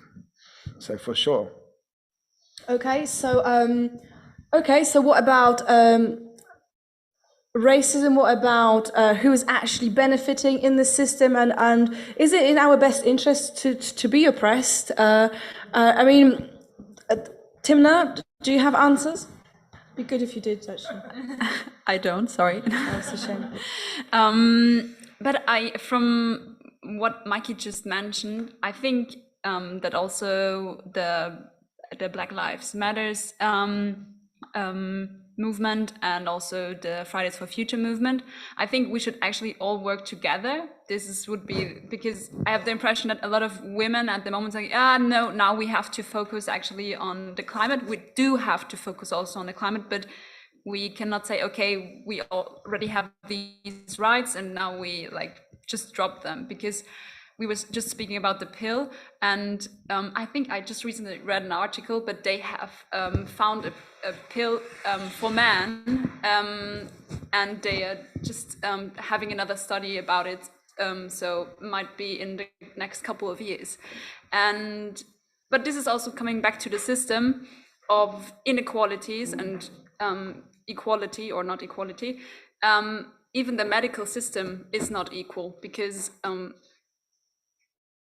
just giving one example, I think it's from the book Inferior, which is super good, just recommendation to read it, that they did a research on Viagra, and when they actually found out that it is also good for women who suffer from PMS, so premenstrual syndrome, it's all, then they stopped the research. So and they said, we don't have any money anymore for that. So it's just coming back to that we all suffer from the system. But what was your question, actually? I don't really know, but I'm really fascinated now about, and also welcome new face to the table. I'm really fascinated what you were saying about the research into Viagra and the minute it was stopped and the reason for it. But I think the original question was around, do men specifically realize they are also being oppressed by patriarchy? And is patriarchy just maybe that's the next revolution, the liberation of men. I think that's how we got there, and it started off by talking about the pill as a big step in women's liberation, and we were just kind of thinking, what is the next big thing for women now? And maybe it's the liberation of men. But anyway, I've got a new face around the table. Welcome to Talkaoke. What's your name? Hi, my name's Bella. Welcome, Bella. You've got Danny, you've got Timna, you've got Susan, Justine, Maggie, Lucy, Mikey, and Gonzo, Andre, and Laura online. And people on Facebook, if you're watching, because you might be, I don't know, maybe you've got nothing better to do. Post a comment. As far as I can see, there's no comment. Yeah, Mike is really watching the Facebook chat like a hawk. So your comments will be appreciated. But anyway, Mikey, you wanted to say something? I just want to put into play the question of technology, because I think technology plays a huge part in all revolutions. We talked about the pharmaceutical technology of the pill, but also the psychedelic revolution happened also because of pharmaceutical technology of LSD, essentially. But there are other things out there. There's an argument that this is going a bit deeper into history, that Not again. The Reformation happened because of the access to printed material. So technology has a huge effect on, not always a good effect, but it can have this revolutionary effect. So I think if you're looking for the next revolution, you've got to look to the technological developments that will be helpful. Okay, so we were talking about evolution, now we're talking about technology, that, we are animals, and yes, these things affect us. You weren't here for this, Bella, but apparently you can tell your life partner by smelling the 5-day-old T-shirt. And if it agrees with you, then you're sorted. You can reproduce, and off you go. So, yeah, but what about this technology? I mean, is this just part of the evolution, or is it just like an appendix, some kind of like accelerator in evolution? Lucy?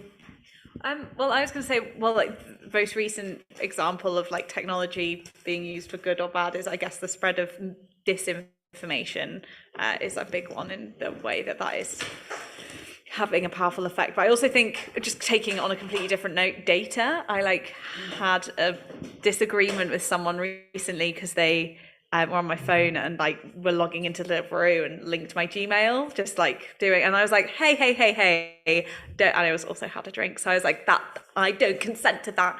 You do what you want with your data, but that's what I don't do that with my data, and that is like the new like currency, and I like it's your new personal thing. And it's, I don't know, like it's like, I don't know, it is kind of an extension of my body and myself, and it's like, if you're going to choose, I don't consent to like walking down the street naked or like sharing my personal secrets with anyone, and I think that's what I feel like you're sharing your data is. So okay, we've got a point from you, Gonzo, online. Let us know what you're thinking. Yeah, I'm thinking about kind of. We're just going to turn your.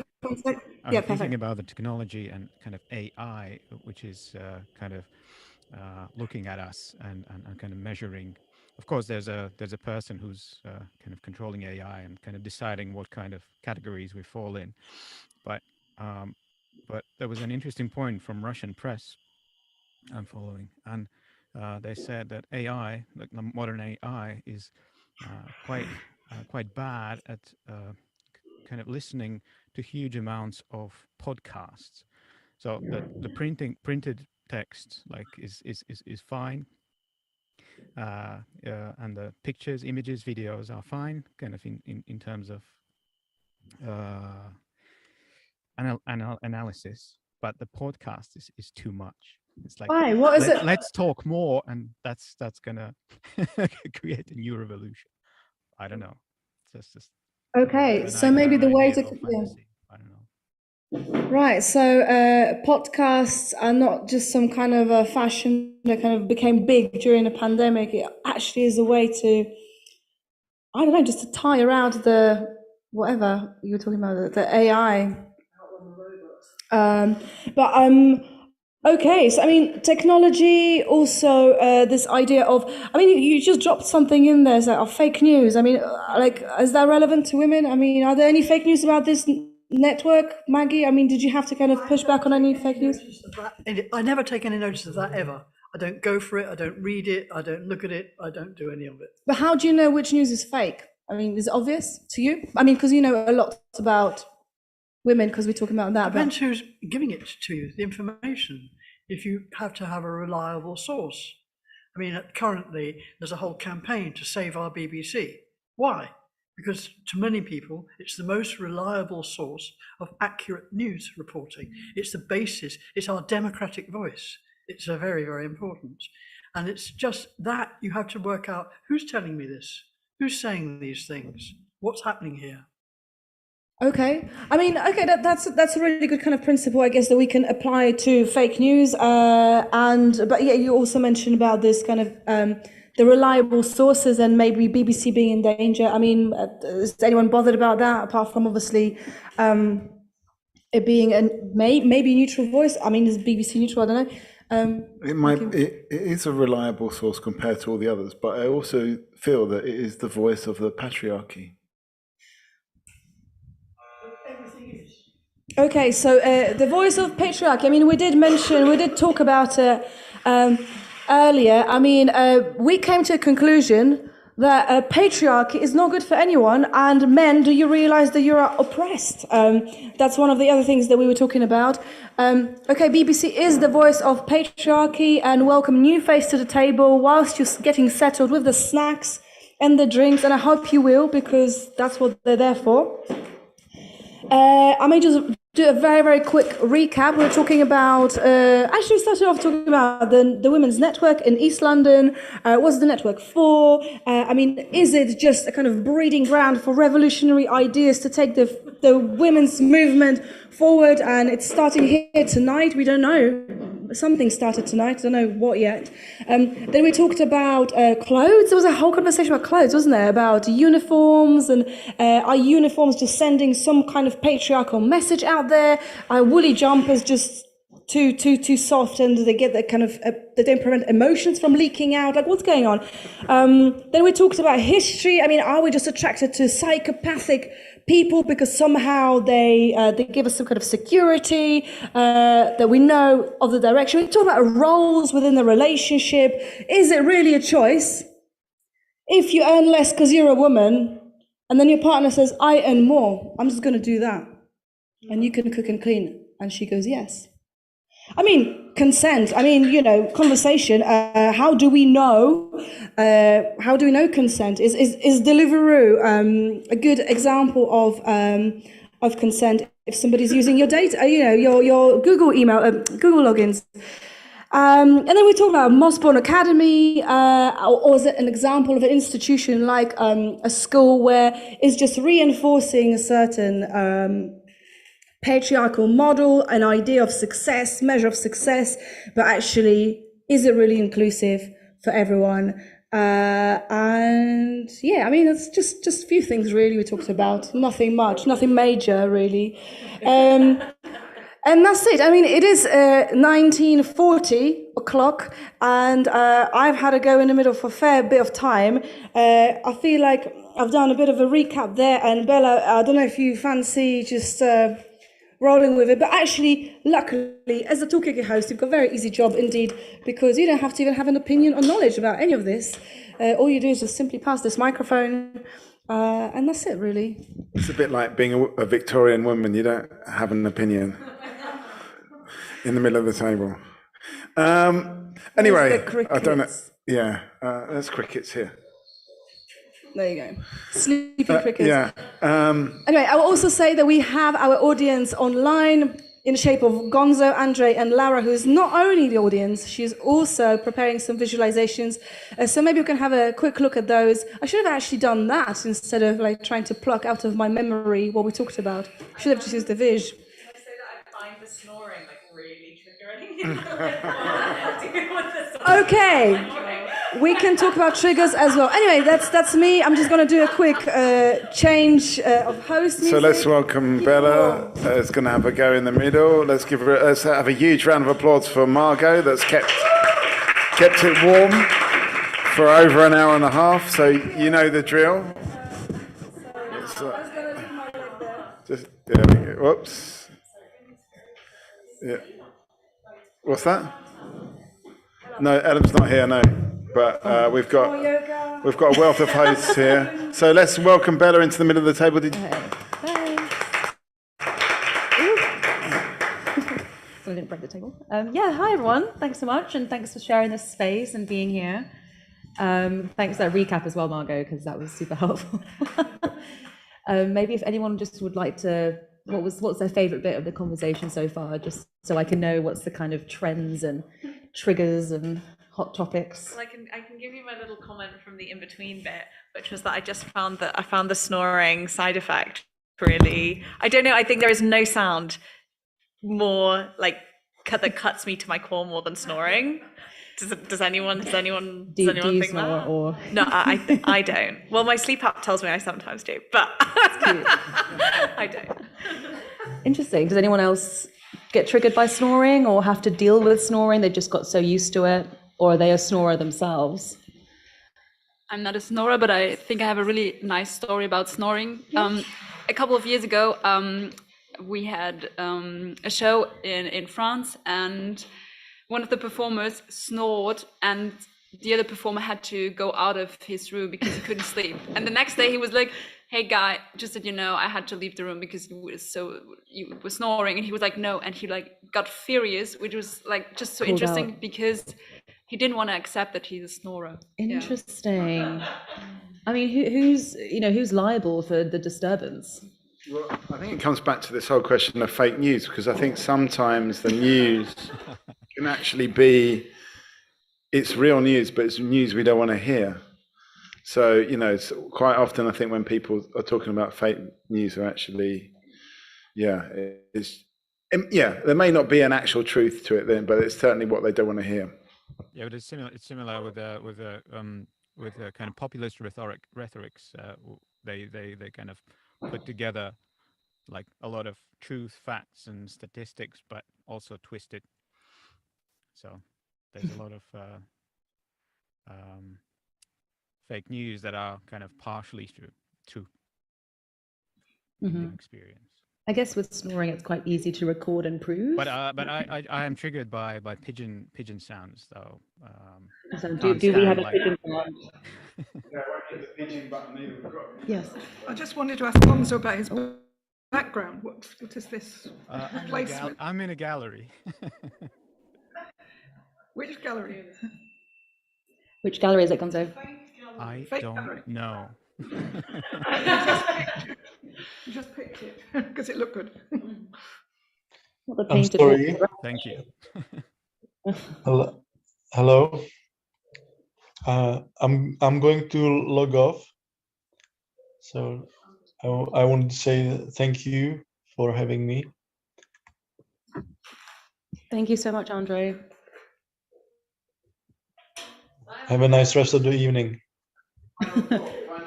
What was your final thought from this evening before you go? I would go back to the education of female rights and equality. When I was a kid, my parents taught me to do the house chores. So I got educated at a very early age that it's all right for men to help in the household. Perfect. Any other mayor? We've got a new joiner. Sorry, have you been introduced yet? No. And your name is? My name is Josh. Hello, everyone. Hi, Josh. Welcome to the table. Have we introduced you yet? No. And Hello. I'm Teddy as well. Teddy. Hi, Teddy. Welcome to the table. Thank you for coming this evening. Did I just hear someone say something? Oh, no? So, okay, so two men have just joined. What are your thoughts on what's just been discussed? I think the snoring topic had male subjects, and or were you raised doing house chores to make you feel like it can be split between genders? I'm strange. I don't understand why house chores are associated with a particular. Is this a historical reference? Is that what we're? Well, recently the NHS, when it was COVID and lockdowns, I'm pretty sure wasn't there some diagram and it got a huge backlash because like the NHS depicted all the house chores to be done by sort of stick men women. Oh wow. Well, I don't know. I mean, we did chores. We had a rota on the fridge, and there was like 4 children, so there was loads of us. Yeah. So it was never a thing of like this is a man thing or a female thing. Okay. Yes. Interesting.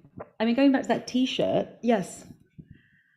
I think now he left. I think from what Andre wanted to say is we had a discussion beforehand about educating women and men about equality and equal rights actually. And I think it's super nice to hear that you were educated to learn all these things. The link I can give you, if only one person does all the household and also has a job, that's not equal.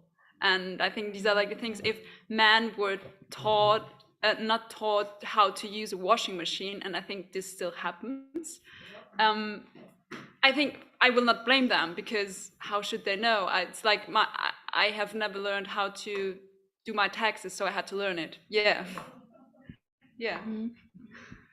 I was going to say that, I mean, I think the whole, lockdown and the experience of the past 2 years exposed quite how superficial some of the kind of sharing of housework was, and sharing of those domestic spaces, in that, I mean, a lot of women who ended up being the ones doing the home educating of the kids, and probably the lion's share of their the domestic chores, plus often having to work from home, and you hear accounts often they were the ones having to kind of do all of this at the kitchen table, where the larger space, but obviously it's also about economic means and so on, but the larger space went to a man. When you're in a kind of traditional domestic relationship, and everyone's suddenly at home, then those inequalities were re-exposed.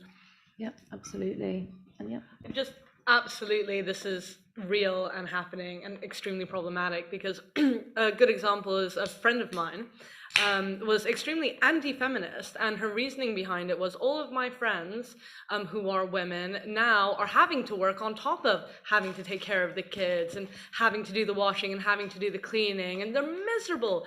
They would have been so much happier if they just went back to the way things were, where it was just the man working and all they had to do is take care of the kids. And then I was like, but this is exactly the problem, because we are not equal. That's not what feminism is. Feminism is being able to have actual equal rights where they don't have to do a million different things at once. So the problem there is not feminism. The problem is that women are now taking on 10 times more workloads than they should have to. And it's not being spread well enough among the partnerships. Sure. Yeah, the burden of responsibility is pretty unequal. This is how it works, is both partners are busy and the house just then deteriorates. But in general, it's the woman that decides they're going to do something about it, whereas a man is able to leave it very messy. Yes.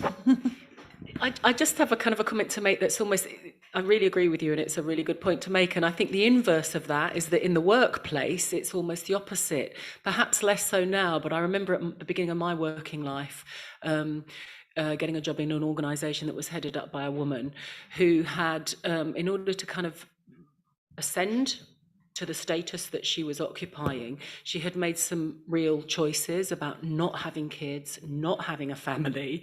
So it was actually, she wasn't able to kind of have all of that in the working arena, yet in the domestic arena, what you're saying holds very true. Yep. That's super interesting what you're saying. I think it's the same when you look on politicians, like female politicians. For example, Angela Merkel, she doesn't have any kids. Did Theresa May doesn't have any. She got screwed for that comment because her opponent, which was another female, made a comment like Theresa May doesn't have kids, and she started crying, and that's how Theresa May got power. Yeah, the thing is, there is one comment, I don't know who said that, but I think it says the worst thing you can do as a woman is having kids, and the second worst thing you can do as a woman is not having kids. So it's interesting. Actually, but I wanted to say something else, but maybe it will come later. Yeah, interesting. Yes.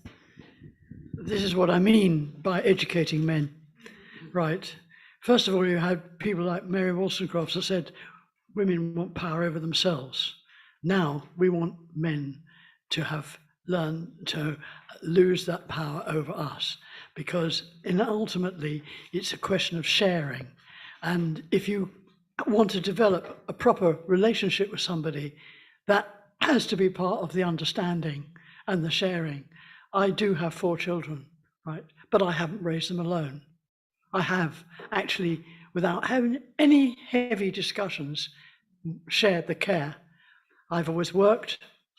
And I can remember very early on being asked by somebody when I'm going to meet them and talk to them, have you got children? Yes. So who's looking after them?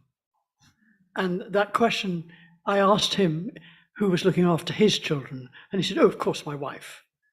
And that is the sort of attitude. And that's what I mean about the education of men. You just have to begin to get them. And if the best way of doing that, there are now some very good men's groups. And men can be very good at educating other men as to how to behave, how to change their life.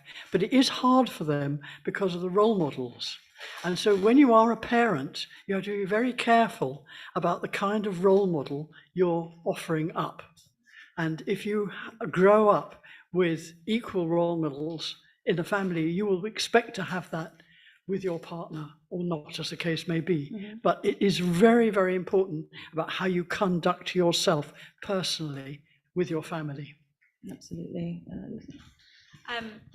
Well, I was just going to say one comment someone who once said to me is that people expect you to work as if you don't have children, but then they expect you to parent as if you don't have a job or you don't work, which is like one thing. And the other thing was going to be that just living in like a shared house at the moment, where there's like currently like shared workloads and shared, like, we have a chore list, but I've been in lots of different situations where I'm kind of very pro, like, I'll do what's on the list and I'll do it if you tell me to do it and I know it's my responsibility, or like if I know no one else is going to do it, then I do it. But I often have like lived with some people that just snap before me. And like I'm like, right, okay, if that's there for like another day, I'll do it. But then there's just someone who, so like, because I'm just interested, being devil's advocate, what happens in same-sex couples, you know, like who's the person. I was just an interest on like individual, like what is the trait that makes someone want to tidy up more? I don't know, because I think I'm a bit chaotic. Interesting. Yeah, no, that's a really good question. We should definitely hold on to that and come on to that. I think we've got a hand up online, Laura. Yes, hi. I just wanted to, can you hear me? Yes, we can hear you. Thanks. To go back to the what Maggie, well, we all were saying about educating men, and I just remembered that was in terms of the working with racism still being a big issue, and how to make equal rights. It's not only about like educating people, but also taking away some of the privileges that white people have.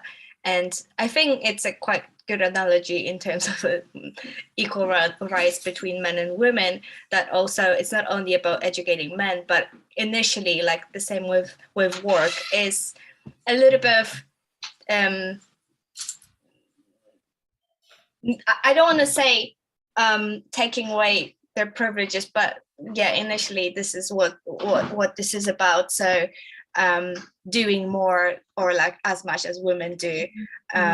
So yeah, and obviously when we have those privileges, also as white people, it's very difficult for us to just let it go and be like, yeah, obviously I'm giving it away because that's the only way to make it equal. Even if we say we're okay with that, it's harder than it feels like. So I can imagine that for a lot of men who are not bad people, it's still very difficult, because maybe they don't understand that they need to give away in order to make the rights for people equal. So it's definitely about some education there. We've brought in the race element there. We'll talk about that in a second, and yet you had some notes down. I was just going to say that, I mean, I think one of what might become a positive out of the whole experience of the past 2 years is that, I mean, people were forced to work flexibly. And in the past, we've had very inflexible structures which have made it quite difficult for, you know, men or, you know, the higher earner or whatever to work part-time, work from home, have a more adaptable structure. And that's having been forced upon us as a society, then, and I do know men who've sort of through that experience have found, wow, I've been at home with my kids, and that's been really important in a way which they'd not had that available in the past because of the demands of jobs, though that's obviously not true of all jobs equally, you know. So but you know, but there is, I think that already there are some changes where you see jobs advertised which sort of suggest, you know, that might be part-time based in an office environment, part-time at home, and you know there are downsides to that as well, but there are potentially. But so structures are sort of changing to accommodate for this. Well, sorry, did you? I'm just gonna like swing us onto work culture. So it's just like, I just find now with the pandemic, you have the people who are possibly in like positions of dictating working culture. People at the top are really, and people with kids are like a fan of being at home. But if you're living in a shared house, all I want to do is go back to work and be in the office.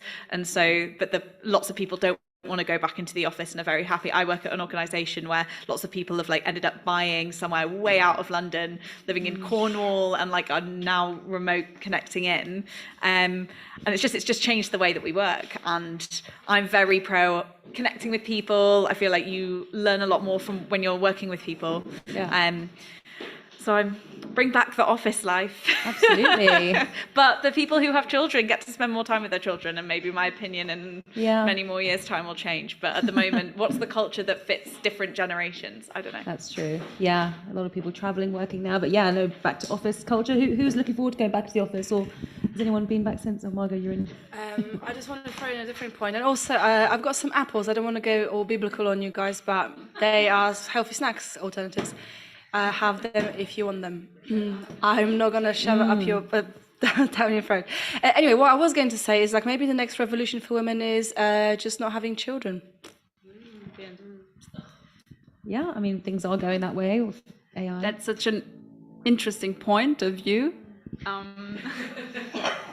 Well, there is a point when you talk about contraception, that's controlling the women's reproduction, and then we're reproducing eggs and cells. Yeah, and I think this is really interesting because we are seeing that people are having less kids, but I think besides all of this, when we were talking about revolution going way, way, way back for women, I think a big part of that is going to be this anti-capitalism movement, because the idea, like just realistically, because why don't a lot of people want to have kids? Because they literally can't afford them. Why are both parents having to work? Because no one can survive with just one single parent. Like everyone has to work so much harder than they would have had to before to have any little semblance of like land ownership, a house, anything like that. It takes it takes like a village to have a house now, as opposed to like one person working one job out of high school without a degree. So indeed, should we be living in a commune? We just had a new joiner at the table, so let's just welcome. And would you like to say your names? No, happy to have you. Thanks for joining us. Yeah, literally because of the office. You waded right into that one. And what was your name? Should I introduce you? Esther. Esther, lovely to meet you. Thanks for joining us today. We'll do some names around the room, but we had one more point. I want to follow what you're saying and say that now the figures show that most women don't really bother to begin to think about having children before they're 30. This is because they have been so much better educated, and they want to have a job, and they want to be valued, and they want to prove who they are, and then they'll seriously think about whether or not they'll have a family. It is a choice. It's not something, and it should be a choice, because not everybody should have children. That expectation about how that will be the only thing that ever fulfills you, hopefully is not there, because you can actually lead a very fulfilled life in lots of other ways. Today I'm inspired by an artist called Letitia Key. She says, when you start to believe you are valuable, you don't accept injustice anymore. And she is black, and she's written this fantastic book called A Journey of Empowerment, Activism and Embracing Black Beauty. And this is how she does it. And there isn't, unfortunately, nobody black here, but fantastic art. And I couldn't possibly do that with my hair. Thanks so much for bringing that to the table. I would just say that, like, I think the kind of like not having children thing, or the pressure to have children, I think it's like you've got to take a huge step outside. I don't know, like we're told so much that like I feel like I'm not saying anything revolutionary, but it takes like such a journey for you to go beyond not having to do expectations and break all of the things that you've been set on you and your parents, and ignore all the things that your parents are saying and expectations. It just takes a lot of energy and brain switching for you to find that as happy and reach that point. Did we have one point here? You haven't said anything for a while. It was really quick to say I had a child very young, and I really, really wanted it. It was just post-graduation and education. It wasn't for lack of education. It wasn't because, it was actually almost busting the expectations. I wanted the child, and I did have a child. So, yes, yeah. Oh, that's so lovely.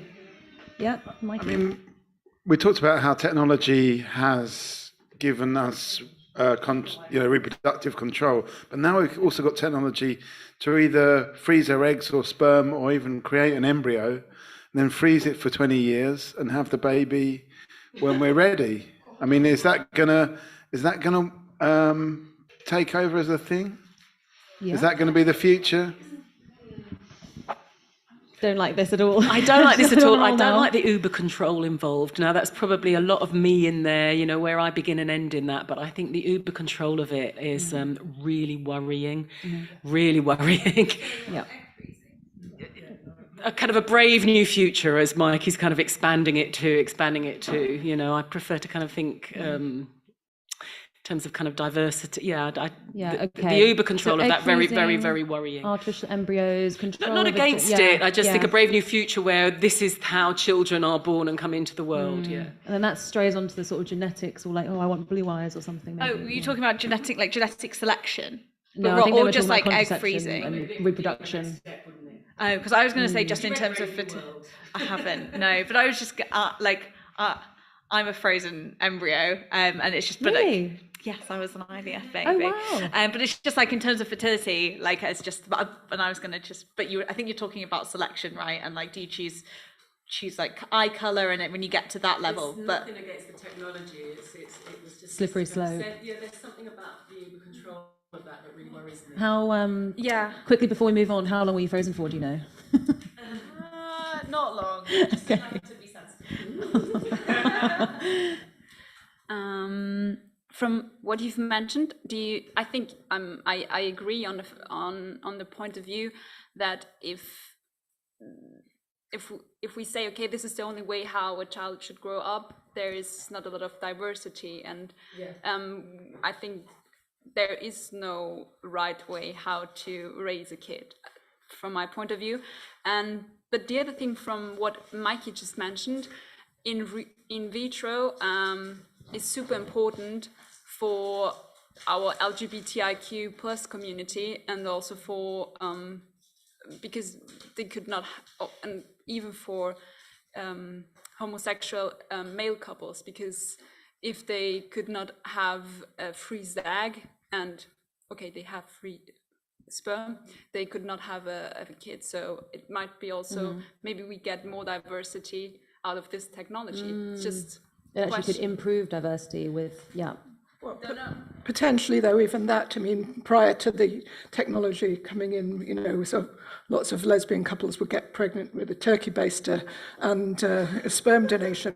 But I was quite interested in returning to, I can't remember who raised it, the different models of living, because I think at the moment there is really this massive problem of people not making a choice, proper choice which is right for them, you know, in terms of the relationship or biology or whatever, but because of they just can't afford, they're struggling to rent a crappy, constantly rent increasing, badly maintained 1-bedroom flat, and they can't think about the possibility of having a child and where they're going to live and how they're going to pay the rent and where they're going to put the baby if they have the one. But I think just not just dwell on the negative.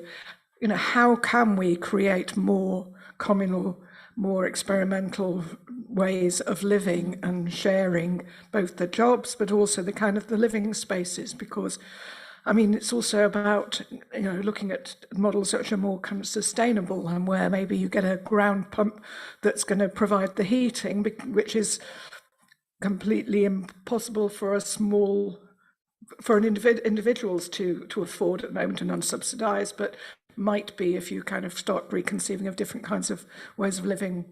Yeah, absolutely. Really great ideas there. And when we touch upon like sort of policy stuff, because we're Tower Hamlets, we can maybe bring up some specific examples. Yeah, I mean, I think from my perspective, I think we are kind of, when we're talking about families and babies, we're thinking really of nuclear families, aren't we, still?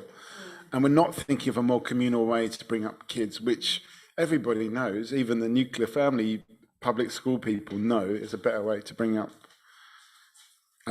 children. So maybe that is the future, is a much more distributed kind of parenting, and and not just with the parenting, with the, we're all actually possibly forced to live in shared spaces anyway. So why not also share the parenting and share the raising of the children? Yeah, sure.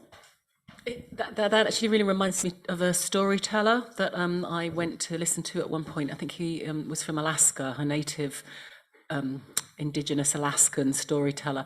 Anyway, he talked about how in his tribe and amongst his people, the wisdom was that if you are young enough to have kids, you're too young to raise them.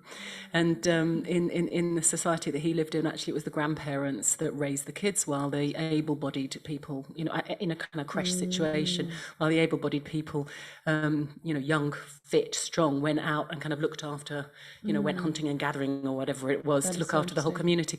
It's always really lodged with me as quite a beautiful vision. Yeah, really. Yeah, especially in cultures where the older generations do live in a home Well, still. there's kind of lots of theories around why the menopause exists, and there's one called the grandma hypothesis, which is like so that a woman's reproductive age is stopped, is stopped, so that then the specific care, where they're like fully functional to be carers and caring responsibilities. I was like, yes, yes, sound like the L'Oreal app.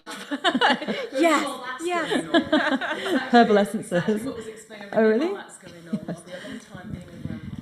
Pre-industrialization, people did live more collectively. People worked the land. And what happened was that the children would get born, they'd be looked after by the grandparents while the parents worked the fields, and then soon the children would also be out there in those fields as well. And I can remember, though, also when I was young and at school, there was quite a lot of people, children there, who actually were living in collective households. The whole communal spirit of the kind of hippie era was such that people did share houses and they had children and they shared the care. This is beginning to happen again. And I've spoke to several people who are now sharing spaces. They've clubbed together to buy themselves their accommodation and they're having their children and that's how they're living. Nice. But then sharing everything is a basis for a very good society. That's so true. We're touching on more communal living, collective living, sharing the burden, and that contrasts to what we were saying earlier in sort of couples, and generally the woman taking on most of the responsibilities. But actually, if there's more people to share it, then that's even better. There's sort of single parent households as well, which I don't think we've really touched upon. And how does that affect role models if they're a male is brought up with a single mother? Yeah. I just wanted to say that we were talking about the next step of the revolution for women, and I think the next step is when people who are how do you say, like one parent, and or they might even have a 50-50, take care 50% of the education of the kid, but it's still the mother who takes care of appointments at seeing doctors and so on. So this is more the mental charge, which also could be the next revolutionary step. Like the mental charge is actually split. Interesting. Equally split. Yeah. I was a single parent, actually. I had my child quite defiantly, kind of became a single parent of a mixed race son, and in a time, particularly, I think there was a lot of talk at the time about black role models and black male role models in particular, which gave me a lot of food for thought at the time. Obviously, white mother of a mixed race son.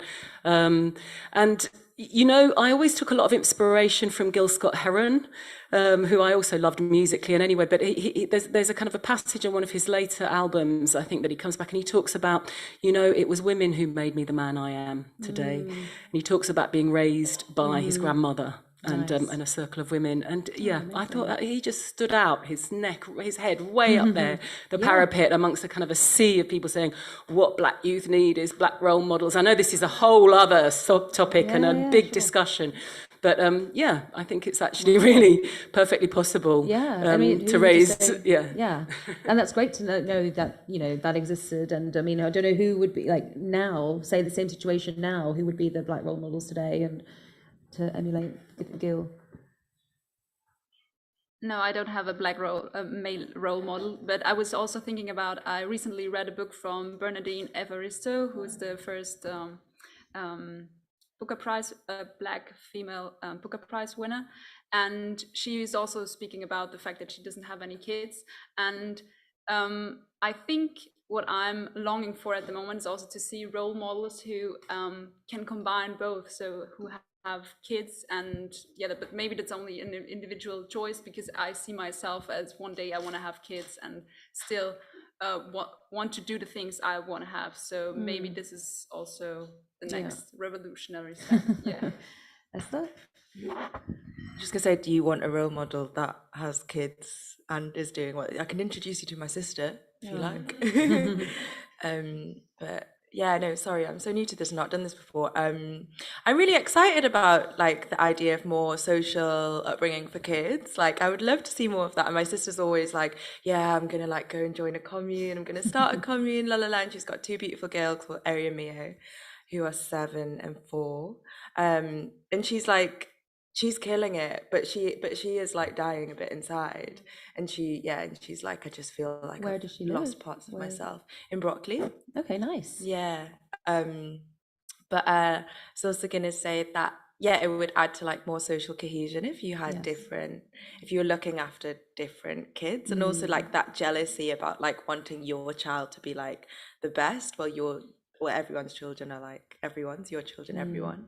So interesting. And when does a commune, become so secluded that it might become a cult? So that's the question. I know a lot of people are choosing that way of life, though. No, I'm interested very much in the question of revolution, and I think it has to happen. I think one of the things that the lockdown brought us was this. Suddenly, the time pressure just didn't work anymore. And the way capitalism keeps us all in our place is to just deprive us of time. And I think a few people have mentioned there's no time for this extra childcare. There's no time for the kids. There's no time for self-development. There's no time for men to sit around discussing how they can free themselves from the patriarchy. But in lockdown, we had more time, and I'm hoping that's kind of reflection. That we're still benefiting at least from the reflection, even if that time pressure is back on again now. Hopefully. And what the revolution? What is that? The sort of childcare burden responsibility revolution, or just general political revolution? I mean, for me personally, I think the revolution, I would like to see, more freedom for people to do what they want to do. I think that I would like to see a kind of creative revolution. I think, I don't actually. People talked a lot about jobs and the workplace. I actually think the workplace is stifling of people's creativity. So I think we need to envisage a different kind of relationship to work. Absolutely, and that's something that hopefully has changed as well over the pandemic. Did you have something to? Yeah, thank you. I can go on from that. So you're talking about post-work, basically, and that comes in with like universal basic credit and things like that. But actually, I mean, we sort of current society just wants us to go back to work, so we just keep making the money. And actually, the fact that we don't have children isn't so good, but that's fine because other countries are making children, so we can just bring in. There could be pressure from, because it's so globalized. That's okay. The fact that we're not making children isn't a big thing. The thing that will really make it is like that communal aspect. It's interesting that my 2 brothers are in very nuclear families, and I see less and less and less of them, and there are definitely strains of like mental strain, more so now in lockdown or post-lockdown than ever. So yeah, I mean, that really saddens me. It's interesting to hear about Bernardino, who teaches at Norwich, and they've got a great School of Arts up there, and my ex is up there, and he's a writer, and we talk a lot about that writer, and also a lot about Donna Haraway as well. Donna Haraway talks a lot about the breakdown of nuclear families and making kin, and that there's a lot of people like forget about babies. Like, let's go beyond. Yeah. Do you want to jump in? I think you do. Well, it was. I can like spin off that one, which is like, I guess we have only one set up. Like, there are loads of different animal systems that have loads of different systems of care and kin, and it'd be interesting. And I think there are lots of different tribal groups that have different setups, and we're just like one that has happened to like, was that a meow? And we've just like happened to be like the Western like proliferated society that just has this one form, and then you can also go on to like monogamy. Like, we have this one set, but there's lots of different tribes that have different setups. But my actual thing was going to be that in the skills lab, which I'm part of, there've been loads of conversations around creativity and how like post-pandemic, I'd have had 2 conversations or listened in to one and been part of one, and the 2 themes that have come up in conversations this week have been around like money that has like not been given towards creativity and the arts post-pandemic. So if we're talking about a post-pandemic world, they're like, people are focused on living, and like one person said that they are a dancer and they've had to give up everyone they know who's a dancer has had to give up their dancing career to just basically be like, I can't afford it. And it just, the career, just, yeah, what do people think? Interesting. Yeah, I mean, obviously that program there's a lot of creative grant funding going on, but and going back to the communes, people are creative when they're in groups living in shared housing, like artists living in pubs and things. Yeah. Great place to live. Yeah, and I didn't realize how much like technology and science was linked to capitalism. I think because I'm like towards the end of the Yuval Harari Sapiens book, and I think like I just kind of fell into doing science because I thought that was a really useful thing to do with my time, even though at school everyone was like, the teachers were like, oh, you're gonna go to art school, right, Esther? Like, you're gonna go and be an artist. And I was like, no, like, I llove art, but I'll just do that. And then actually go to uni to do something which, like, I'm gonna pay a lot of money, so I want to use want to be in the lab, and then make the most out of my that money that you're spending. So doing something like useful, but like, I fucking learned bullshit from my science degree. It like wasn't like practical at all. The only thing that I learned was like getting like a love for the natural world, which I had anyway. But yeah, so it's like super linked, and then all of this money getting pumped into like, yeah, technology and advancements and just like progressing society. But what does that really look like? And yeah, it's quite it's problematic, isn't it? Yeah. Did you stick with the science then, or are you doing more creative stuff now? Yeah, and then I missed it. I missed working in sciences, and now I've gone back into working with sciences, and now I'm working with lots of people with like in like environmental science, but it's in a group that isn't very environmental. Okay, interesting, very intriguing. Yeah, more on that later. Yeah. Well, I had like a similar situation where I really liked the arts, but also really liked science. But my mum's an artist, and I was like, I think I want to do art. I think I want to go to art school. And she was like, no, don't do it. You can do science. I could never do science. Do science, honestly, do science, then do art. And I've now done the science. I'm like, no, I still think I want to do some art. And she's like, no. Like, I'm like, I think I want to do an art foundation. She's like, I taught on an art foundation. Really? No, let's talk about this. Like, let's talk about what you really want to do. And I'm just like, okay, right, I've tried. Parental pressures on your life path. I think that there were, at the beginning of the pandemic, a lot of arts funding just disappeared, and it was all emergency funding just to keep organisations going in some form. And then after that changed a bit, there was some really creative thinking and some genuine support for different ways of doing things, and companies and organisations finding different forms for their output, because there was a recognition that the art sector had to be kept going in some form, or the freelancers lost out.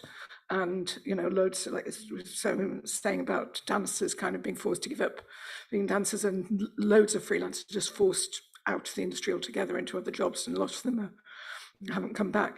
And I think now the real problem is that creative thinking and those different ways of doing things, and of kind of what can we do to reach people, find people, support people. I mean, I know the painting of the buildings here I was reading about it when I was looking for Aberfeldy Street earlier, that was a kind of lockdown project, kind of revive and support the area and so on. And, so lots of really wonderful things happen. But now I think that the problem is, it's especially the cost of living crisis going on, it's going to be like business as usual, back to some form of austerity, cut the arts because they're an indulgence, and, people don't need them. We've just got to be completely utilitarian and back to usual regime of cuts and bullshit, basically.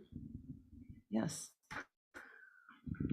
It's always a mistake to cut the arts, because the arts industry earns billions for this country. I am glad, very glad, that I went to art school. It helps you to meet so many different kinds of people from yourself.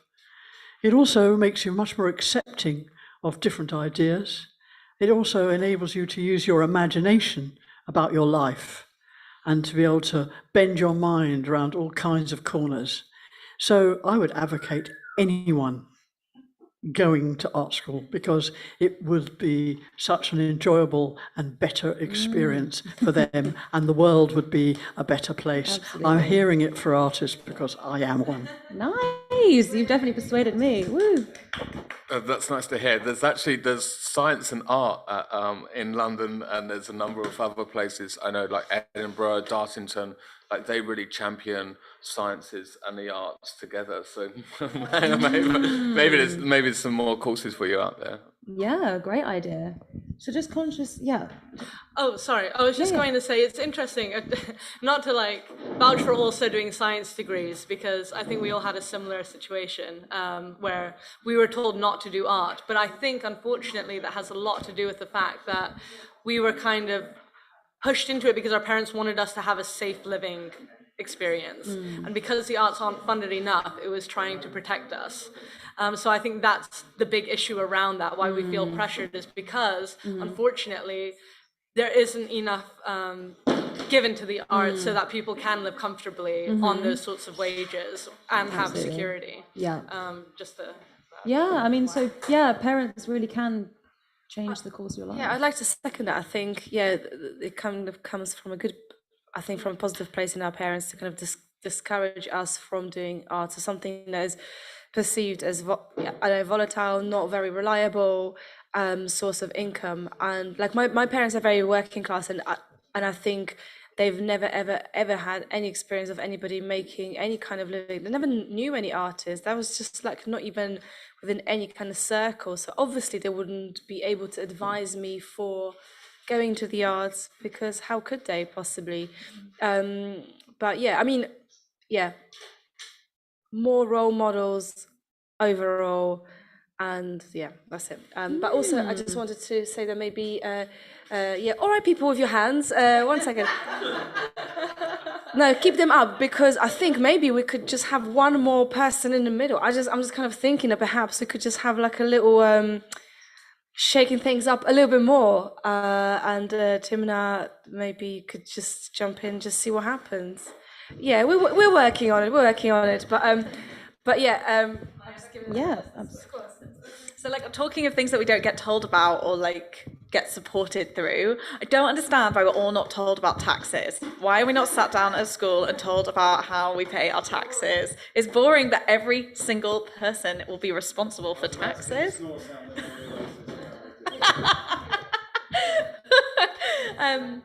Does no one agree? I feel like every time I say that, every single person is like, yeah. I've never met such a dead room to that comment. Makes it as well as the mentions for Timna. So we want to sum this up and actually. Yeah. Okay. Absolutely. I think we've touched on so many topics: parenting, living in communes, parental pressures. Could communes save that? Science v creativity. Esther, did you have any during the transition? Tie us over. Just that my good friend really got into taxes. She started her own business called Maeve Does Taxes, and she advises freelance. No, but it's about empowering you to understand your taxes. She doesn't do it for you. She teaches you how to do them, and so. This is the thing about having so many different inputs and perspectives around the table. We can just give solutions and. But it's also super boring though, Lucy, as well. Taxes are quite boring, and it's all like shrouded in the kind of language. It's just on the HMRC. It's like, I could just use other things with my brain. Tax year what? Tax year end is in how many days? 5, 6 days. Tax year end, 6th of April. Oh no, but you need to submit it before. Okay, if you're a freelancer. So, okay. Yeah. You're clearly not actually doing your taxes. Can you tell? Done and dusted. Okay, I'm glad to hear it. Didn't want any shocks there. So we're just doing a. Yep. I wanted to give my last point. I think that coming back to the arts and science questions, I think doing arts and science does not. Like they can work together. I did research on foreign language acquisition via theatre, so how people can actually learn a foreign language via theatre. So it works. Yeah. There you go. Foreign languages, and it works. Okay, let's have a big round of applause for Bella, one of our up and coming talents. And now we're going to try someone that hasn't gone in the middle Yeah, so this is our very first time. Sorry, it's a bit cramped here. Break the. Oh my God. No, that's fine because we want this bit here. We're going to give the transmitter to Bella. It's going to make a horrible noise. There we are. And so let's welcome Timna in the middle of the table. Let's just screw that in. And So, maybe. Of course, you can use the toilet in the pub just next door. So before I'm going to introduce myself, while he tries to steal. There we go. That's better. Yeah. I wanted to ask, but you will come back. I will come back. What? No. I just wanted to, because I'm always asking for last points before someone leaves, and if you come back, I know that you come back. So if anyone is leaving, give us a final thought before you go. Maggie, are you leaving? I think I'm too close. Could you? We would love to have a last. How do you call it? A final thought. Could you give us your final thought, please? It's just lovely to be here with so many people I don't know. And that's the fun of it. I love it. And to be able to have a really free-flowing conversation as instigated by the people speak. I think what they do is great. I'm very supportive of it, and I wish every meeting that I ever went to was like this. No, I'm serious. Too many self-important people thinking they're running people's lives. Not a good idea. But that's definitely a symbol of the patriarchy. And until we get men to share power, it'll continue on forever. Read Mary Beard, Women and Power. That's the best book of her lectures going. That's a beautiful final thought. Thank you for that, Maggie. And yeah, let's hope that we will have more round tables, so that we can all see each other. I'm getting a bit dizzy, maybe. Are you going to leave, Susan? Yeah. Would you like to give us your final thought? Any final thoughts? Something you really want to tell us? Maybe some. Do we have any new faces? No. Maybe online? Online, yeah. So, Gonzo. Let Susan tell you, she's very clever. Susan, please give us your final thought. I mean, I did a project earlier in the festival called "Her Inside, Stepping Outside," and which came out of a project I'd set up over the past 2 years called "Her Inside Stories: Women in the Lockdown," and the stepping outside part of it was about kind of okay.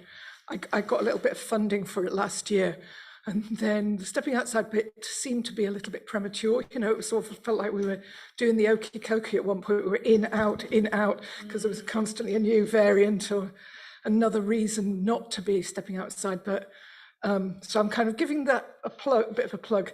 It'd be good to get more people's versions of what Her Inside was like. Women, non-binary people as well. And but I'm just saying this was a really inspiring place to stay. It was a long way to step outside for me. I'm East London, but North East London, Stamford Hill. So it's a long way to step down to Aberfeldy Street, but very inspiring to come here and have a really stimulating discussion tonight. So thank you. Thank you, Susan. So we try to get more perspectives from different people. So I will try. Oh, sorry. Okay. So I have, for those who don't know, I have around me Mikey, Margot, Bella. Danny. Once again, please. Danny. Okay. Susan is about to leave. I forgot your name. Would you like to introduce yourself again, please? Yeah, Esther. Okay. Do I need to say more? Please go on. If you want to share. Esther Lee. Okay. So we have Esther Lee, perfect. Then we have Justine. Okay. What's your name?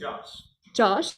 And Lucy. Lucy, yeah. Okay. So we've talked a lot about, and of course we also have Gonzo and Margot online. And who is the lovely person?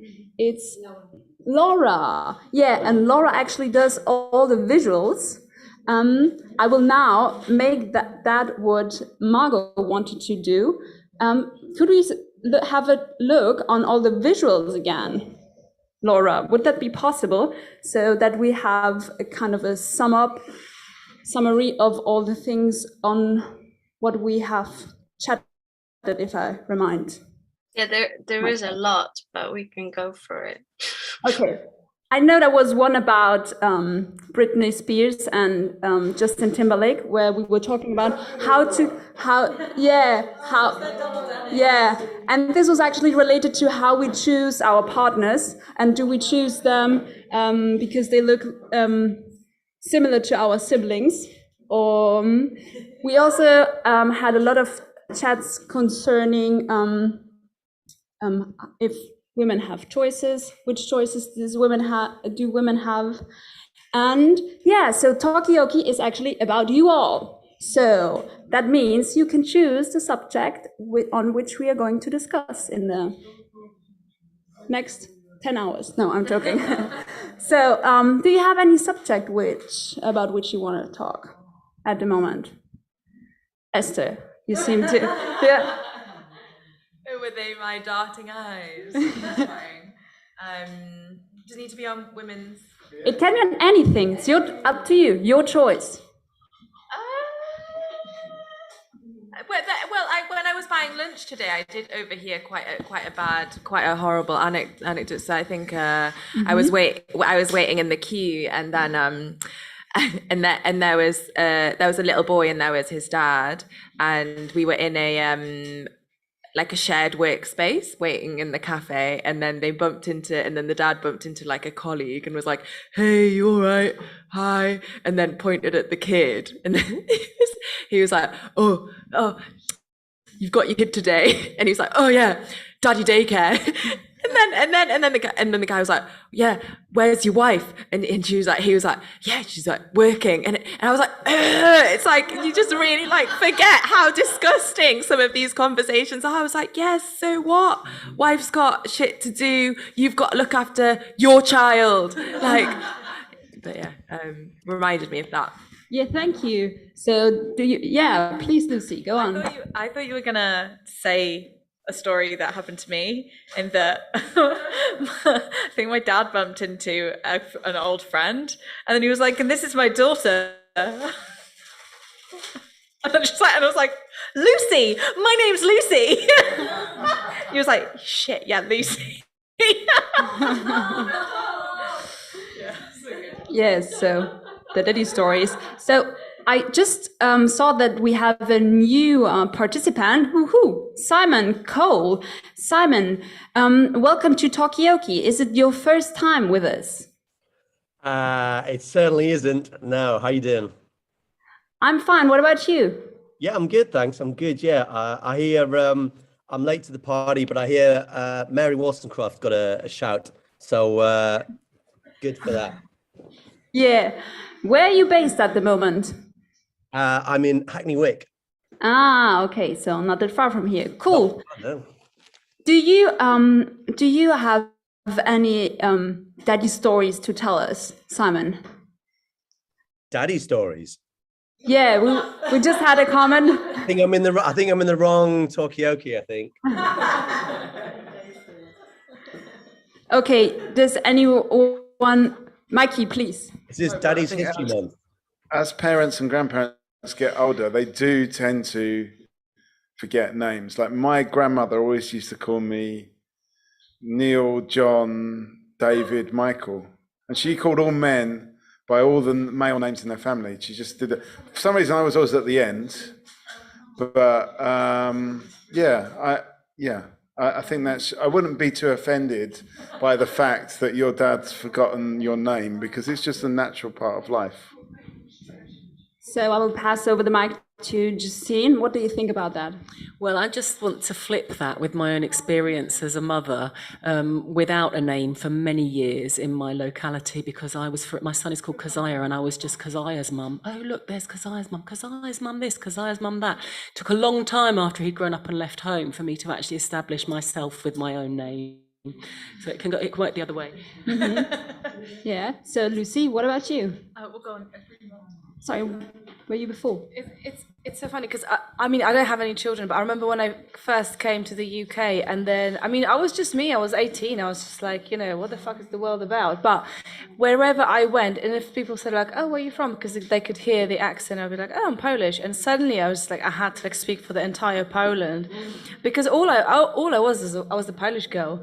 Obviously, it's not so cool anymore because like every other person is Polish. I'm surprised there's no more Polish. Well, actually, no, there's some Polish people here, but no, but it's just funny. Like you kind of everything that you are, or you stand for, or the person, you know, the thoughts that you have, which are unique to you, you may think, it almost doesn't matter because for simplicity's sake, people just call you the Kazai's mom, the whoever else.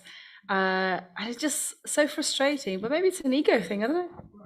So is wanting to be named, maybe your own name, an ego thing? What do you think, Josh?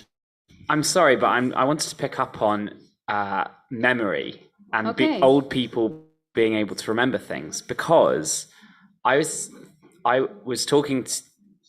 reading about a psychologist who is basically saying that older people are a lot less bad at remembering things than they're often talked about as being.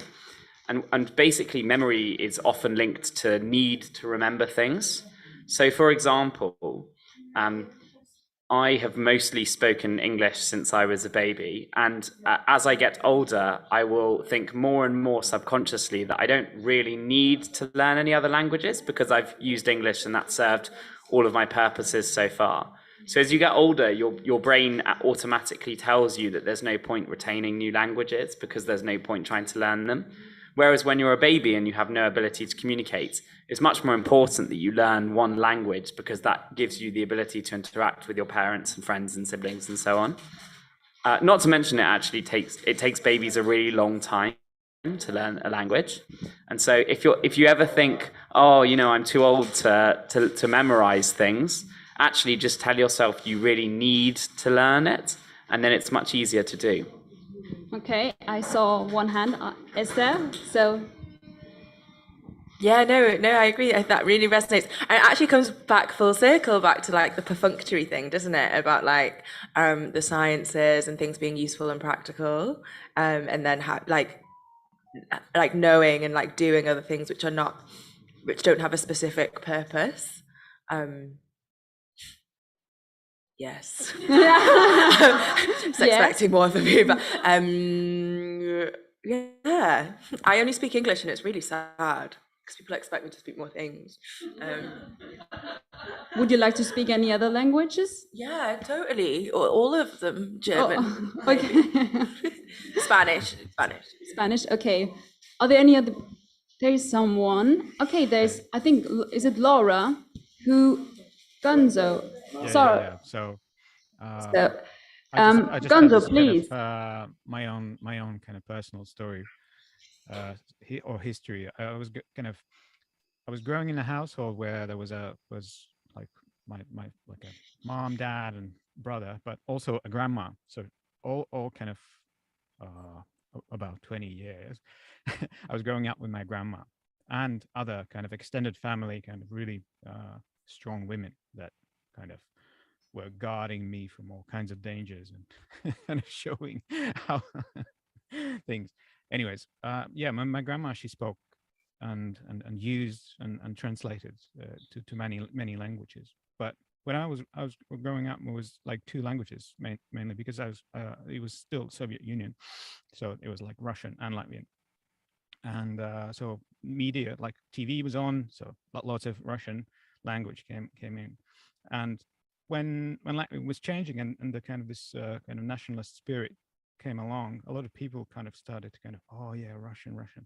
But yeah, it's a great thing if you kind of happen to learn another language, and it just adds to the experience. I can kind of navigate and see see things from different angles. But maybe it just makes me completely crazy. I don't know. Yeah, and let me know, how did that influence actually your position right now? If I'm right, you're also based in London. Is that correct, Gonzo? Yeah, I'm kind of what kind of. So sort how of does hot that London. actually influence your position right now in London, as you speak more languages than one? Not much. Like, it's like there's I think there's a lot of English is the main language, and you can like it's dominating the sphere. So there's not much. Like if you happen to kind of grow in a mixed family in here, like I'm talking about my friends, then if you're not taught the language, even if you speak in the family, you're never gonna pick it up, because Okay. the media and kind of the is just so saturated with English. Yeah. There's no place for. So if I'm understanding you correctly, it's like the English is like dominating your everyday life. I see two hands. Another hand. Yeah, I was just, unfortunately, it was just going to go. This has been really, really cool. Okay. I would love to hear your final thought. Final thoughts. Can we start this revolution, please? Okay, let's start it. I'll go out on the streets. I would like everyone else to join me, and let's make the rich pay taxes and, yeah, promote socialism. Okay, thanks for that cool final thought. So I saw one hand. I think you two, you also. Sorry, I think I will just take this moment as well. Justine, I would love to hear your final thought. Okay, it's been fantastic. I've really, really enjoyed myself. My final thought is one thing I can't help keeping on thinking about is the phrase take up space. Women take up space. And there's a great poem you can find as a final kind of gift, if you like, Vanessa Kasuli online, and she basically performs her poem take up space. So yeah, that's what I say. Okay, thanks for women, let's take up space. So thanks, Justine. So I think I had one thought for Margot and then Mikey. Do you still remember your thought? No, I think it's similar to Gonzo's. Like, I sometimes get so pissed off that, it's so easy to make, you know how music kind of helps you forming memories, or like music sound is is connected to your memories and experiences. And I just sometimes I don't mind, and sometimes I feel just so pissed off that a lot of memories or experiences are linked to Anglophone songs, and I just find that I just feel like, for fuck's sake, why? I mean, English is a very dominant language globally, but when it comes to something personal, like an experience, I just sometimes feel like I need to branch out more. But equally, it just kind of maybe slightly illustrates what Gonzo was talking about. The English language is just so I don't know, just like so ingrained in our culture that you get people from different sides of the world going like, oh yeah, we will rock you. And I'm just like, oh, fucking give me a break. Okay, so we have a point of view from Margot on language concerning in other cultures and all cultures. This is more questions. So then what do people mean when they say we will rock you? Is it we rock, but just better? Oh, okay. I think in a context, because it's Freddie Mercury saying, and okay, and it's a. Okay, so who is going to rock the world actually? So Mikey, please, your thought. I mean, it's very true that there is an Anglophone dominance all across the world. You can go anywhere in Africa and you'll see people, this is men's fashion. They will wear different English football teams normally wear counterfeit shirts, anywhere really in Africa. And that is an Anglophone dominance. It's like a cultural dominance, and it is very, very strong. And it's great if you're an English speaker, but there's so much culture being lost because it's couched in different languages. And, you know, we've even lost, I think, you know, I think 90% of our languages since globalization happened in the last 100 years. And is there a specific language which you're missing? Well, I'm not missing any of them because I'm an English speaker, but, you know, I just imagine all this poetry more than anything that is also lost every time a language dies, because, you know, Google can't really translate a poem. Yeah, so another thought from Teddy. Yeah, I think with poetry, especially, you don't really need to know the language. And so I'm part of a poetry club, and quite often people are encouraged to speak poems in their native language, native tongue, mother tongue, however you want to describe it. Several of those expressions are problematic. And you can get a feel and you get a rhythm to it. And I think if I was writing poetry or listening to poetry, I'm not necessarily listening or particularly concerned with the words as more the tone and kind of the message and the delivery. John Cooper Clarke talks a lot about the delivery and the speed at which it comes out, and that's super interesting. And you don't need to, that definitely doesn't have to be in English. Okay, that's super interesting. So Teddy is saying that for understanding actually a poem, even in a foreign language, you don't have to understand everything, to understand it.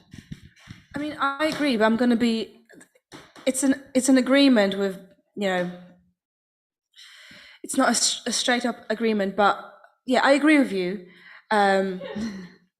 Because the music, for instance, that we listen to, we kind of have to listen to because of the boxing club next to us. It is very, very rhythmical. The lyrics are so disappointing. And people listen to this. People don't, we're like what Lucy said earlier, like we're animals maybe. And we just like the rhythm. Maybe that's all we need. And actually we don't want to understand. We don't want to go too deep. As long as the words are rhythmical, that's all we need. And I think that's really sad. That's interesting. Yeah, what's that quote or that saying? It's like, oh, people don't remember what you say, they remember how you make them feel. So that's exactly to your point about the delivery of poems as opposed to the actual words. That's interesting. So what does you, Esther, what do you think about what Margot and Bella just mentioned?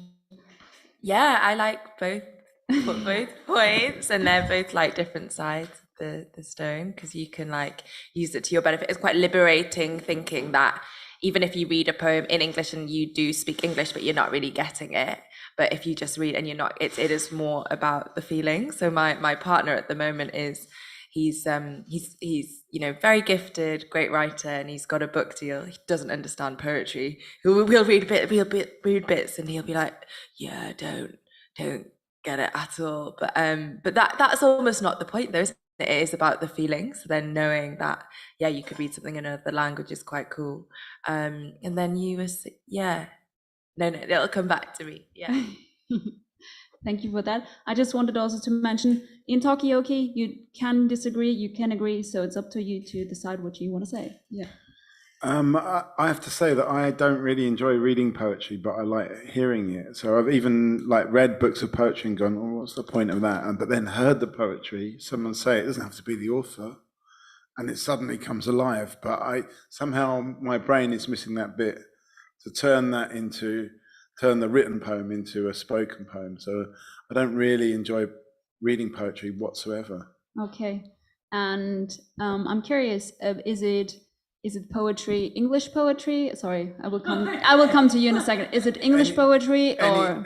I mean, I can only understand English enough to understand the poetry, but I still don't really understand poetry when it's written. Yeah. But when it's spoken, any language. Okay, Lucy. I'm just trying to pick up the thread of the conversation I missed. So you're talking about languages, like reading poetry sometimes in languages that you don't fully understand. We were speaking about memories, so how old people and young people learn and languages and how we memorize them. And we were also speaking now about languages and poetry and how we can understand poetry. Teddy was saying that we can understand poetry without actually speaking the language. Yeah. Because I was going to say that, like, you could, so I'm Jewish and I can read Hebrew, but I can't understand it, which is like a very strange concept to most people, because they're like, well, I expect if you can read it, you can understand it. It's very, very common in Jewish culture to go to synagogue and to read Hebrew but not understand a single word of it. Then you have the English translation on the other side, and it can, but you can be quite, there's like different portions that you read and there's bits that you read regularly, and it's like almost poetic, and it's the practice and the culture of it, and you don't understand it. If you actually look at it, I was discussing this with my mum, and it's like you hear the mention of God so often and it's kind of off-putting and it's like, quite, if you look at the wording of it, actually we would say that we kind of are put off if you think about what you're repeating so often, and actually it's just, even says you don't understand a word of it, but it's the context and the culture and the context of it. Yeah, so just Vibe. yeah, so I will come to you, Esther, in a second. Let's just, Gonzo, go for it. Yeah, no, I have a similar experience with German. Like I don't really understand it, but I can kind of read it and read it out loud, and it will kind of sound as if I'm German. Like I've been in Berlin some time ago, and I catch the taxi to go to the airport, and I was kind of pretending to know German and saying, like, quite straightforward, like, I need to get to the airport, could you please get me there? And then the taxi driver was trying to engage with me with a normal German speaker, but like I said, oh, whoa, like, yeah, no, I'm sorry. I was just pretending. Yeah. So yeah, there's Yeah, so languages have rhythms that you can pick up, and they get you into trance. Yeah. okay, so does knowing only one part of a language, does that mean that we don't know the whole language? Or what was your thought? You had a thought before, Esther. Yeah, no, it's a bit like when you go to church, like going to church from a really early age, and that all being wrapped up in the culture and the practices that you're doing. Like, little kids aren't thinking about the words in the hymns, like similar to, like, I guess all the other religions and stuff, and it's just been like, yeah, it's more about being there in the community and the culture, I guess. And then spoken word. I'm just going to say, you are so, like, thank you so much for bringing up, like, how you don't get anything from poetry, like reading poetry, because apparently now I saw this, like, statistic that, like, we read more now than ever before. Like, we're, like, reading on our phones, like, we're texting, we're, like, billboards, maybe billboards isn't a good example, we're not looking at billboards a lot, but, like, other stuff, like material reading for work. But then when you go and see someone, like, do spoken word or do a reading, it's, like, really, really impactful and powerful, because you're getting so much more, less from the words but more from the person. And I think it's actually more about the connection. Like, you've got that connection when you were in your how do I say it, like, in your Jewish synagogue. Yeah, in your Jewish synagogue. Like, I was, like, I guess, like a little girl in a church, forming that connection with the people around me. Cool. So yeah, Lucy, and now we'll come to you, Bella, and yeah, I saw a lot of hands. I can't remember. I had a few, like, offshoot, lots of things to say, but in terms of I don't know, like, Christianity, I didn't realize Mother's Day was actually Mothering Sunday and is a Christian. I don't know if this is like, like, people are looking at me like, yeah, you idiot. But for me, I was like, well, Mother's Day is Mother's Day, and you're looking at me, but I'm not Christian, so I didn't know Mothering Sunday. No, I did Christmas. But yeah, that's brand new information for me this year. So Bella, you had a thought? Yeah, there was just I think English overtook as the most commonly spoken language recently. I think it used to be China for a long time, Chinese, but for better or for worse, I think it's English now globally most popular spoken word language. So, Mikey. I'm afraid it's time for final thoughts, because we've only got 5 minutes left, or less than 5 minutes. But we can go over a little bit. But I feel like it is time for final thoughts, because we've been on a long journey today. It's been fascinating. But maybe it's time just to harvest those final thoughts, including from the people online that have been with us as well. Yeah, so let's get some final thoughts. Let's start. Teddy, would you like to start? Because I know that you raised your hand. Okay, no, I can. It was more to go back to the church, actually. Give us. I think Okay, Mikey just can we was have it waiting one for more the whole evening Yeah, no, just to get to church. I was a choir boy for many, many years, and so I think a lot of times when I was singing, I had no idea what I was singing about, and that helps with the to go along, not just to go along with something, which is quite dangerous, but sort of just to be in that moment and experience part of a particular culture or a particular community, but just I'm gonna not pay too much attention to that other aspect, which I don't really understand, which in some ways also ties into this table. Like I can zone in or zone out to certain parts of the conversation, and like that really resonates with me, and perhaps that doesn't. And kind of I find that motion happening even just sat here, this activity to my right. Maybe it's going that way now. Ah, interesting. So, Lucy, what's your final thought? Well, this will be a response to your comment, is that like, I don't know, like I think religion, I think as a lot of people think, what am I trying to say?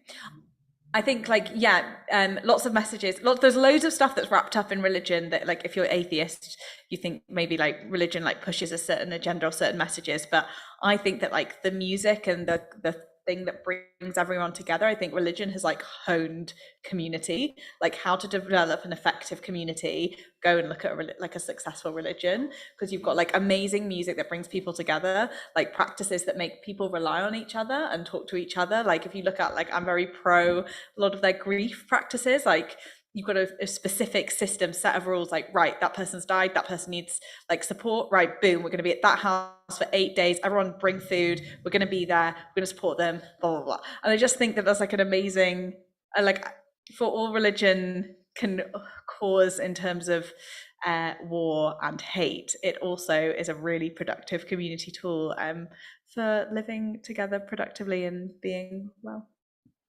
Thank you for that thought. So, who has a final thought? Any final thoughts online? Bella? Yeah, I think that's a really good point, linking the religion to communal living, actually. And then, yeah, final thought on languages in terms of, I'm quite interested or, fascinated, but also scared about losing access to a lot of knowledge through languages expiring. Because obviously we've got like things like the Rosetta Stone and like hieroglyphics and all this. When Alexandria Library like burned down, and I just feel there's a lot of human history and knowledge that's just lost. Now we've got so many different languages. We've got digital code and programming languages. There's so many different kinds of code.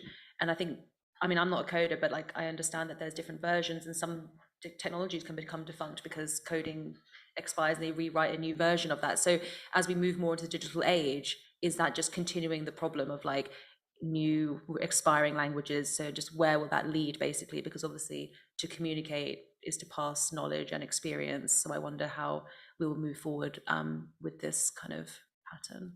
That's an interesting question. Thank you for that. So we have discussed tonight next step of the revolution of women. We have talked actually in the beginning about social media. We have talked about men as arseholes, women as arseholes. We have talked about how we choose our partner. Should we smell on a t-shirt which our partner has worn for about 5 years? And okay, a final thought. I had a question. No, if on that t-shirt point, if it smells after 5 days and you're like, okay, this is nice. What about after 7 days and you're like, okay, no, this is terrible now? Like, when's the stop point? 5 days? Because I'm just thinking. Okay, I would suggest let's try it out at home. Okay. So they got someone to wear. They got like a whole different bunch of, I think it was like, all of these studies are also in like classic heterosexual relationships. Yeah, and they get like a whole bunch of people to wear all these different t-shirts for like, you're not allowed to wear deodorant, you're not allowed to shower, you have to wear the same t-shirt, 5-7 days. I think it would be the same kind of response. And you probably reach like maybe 5 days was like where it like didn't smell absolutely rancid, and everyone was like, no, that smells disgusting. Maybe 5 days was like the optimum period where you could get a little bit of information out of that. Anyway, so they got them to wear the t-shirts. And then like actually it turns out that people were like most attracted and would like rate least offensive the person that genetically on a certain part of a gene, the MHC, histocompatibility complex, that they were the most compatible with them in terms of immunity. Okay, thank you. Do we have any final thoughts from our people online? Laura, do you have a final visual? Or I think this is my final visual for the final thoughts. But if I can share my final thought with you all, as I have to run. I really enjoyed all of the topics, and obviously I'm very dedicated to equal rights for everyone, and I'm very emotional about this subject. So I really wish one day we wouldn't have to talk about it or spend so much time on it. Instead, like our biggest issue will be the just bad poetry, I guess, or it's tiring, but it's so important, and I'm very glad that I was here to listen to you all. So thank you for that. thank you for your visuals, and thank you for your thought, Laura. Any final thoughts? Any final thoughts? Okay, Mikey has a final thought. I mean, somebody brought up the concept of patriarchy. I do believe it's embedded into all of these structures of obviously into religion, but also into the languages, all the languages, but including the technological languages of coding. So it's very, very hard to actually escape patriarchy. But yeah, it's just an ongoing struggle. And I think in a way we can all be involved in I don't think actually confrontation and conflict is always the best way to actually deal with these things. It's actually about negotiation. And I think we can negotiate ourselves to a better future where we understand each other more. Ooh, what a beautiful final thought. Thank you for that. Any final thoughts? Any final thoughts online? Yeah, I was it was a great to hear all the points, and I was just quickly thinking about kind of this equality. Sometimes people think that this equality is between kind of these two categories of people, but it's more than that. So it's going to equalize everything. I'm optimistic in regards of that. So I think somehow technology and people imagination and arts and something will emerge. Okay, cool. So Gonza has a positive look on the future. Any final thoughts? If not, we're going to wrap that up. Oh, Simon, sorry. Simon, it's my first time doing this, so please go on. So I started doing walking tours about Mary Wollstonecraft because I thought that her values and her message and what she stood for actually transcended gender. And I know it's easier said than done, but things when I have conversations with my parents, for example, I could just see tremendous changes, and they, sadly, their generation, for the women there sometimes can't even conceive, I think, of the things or dream of the things that can now be done by women. And they didn't have the opportunities, and they would have liked to have done things like and had these opportunities, and they didn't. And the world is changing. And Mikey's right, it is embedded in so many things, but I go to a lot of events where, like, I got a lot of socially progressive events, and really a lot of them are actually dominated by women these days. So there is change happening, and there are good things and grounds for optimism.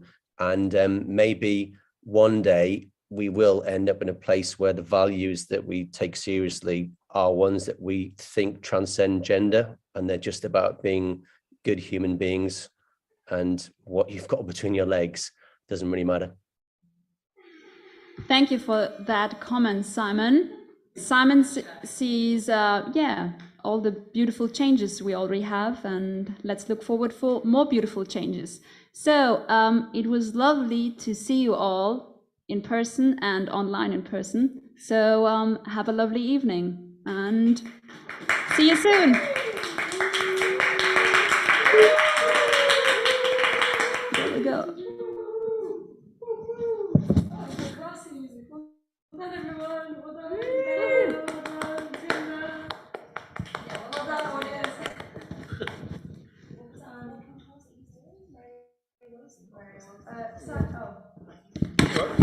hackneytours.co.uk. She's Simon Wollstonecraft. She was the mother of Mary Shelley. Oh, wow, okay. And she was partner married to the who's the guy who's like the father of anarchism? The father of Mary Shelley was Her husband. Mary Shelley's husband. No, sorry. Mary Shelley's the child from Mary Shelley's the husband of Percy Shelley. I think so. Cool. Is that What's right? that? I think so. He was an anarchist. He was an anarchist, but he's like the father of anarchy in Britain. I mean, supposedly. I mean, I don't know. Simon's an expert on this. They were called dissenters. Oh man. Well, that's cool. Did you have to walk this over? Sorry. Did you walk all of this over? Yeah. Well You know, done. last time you were here.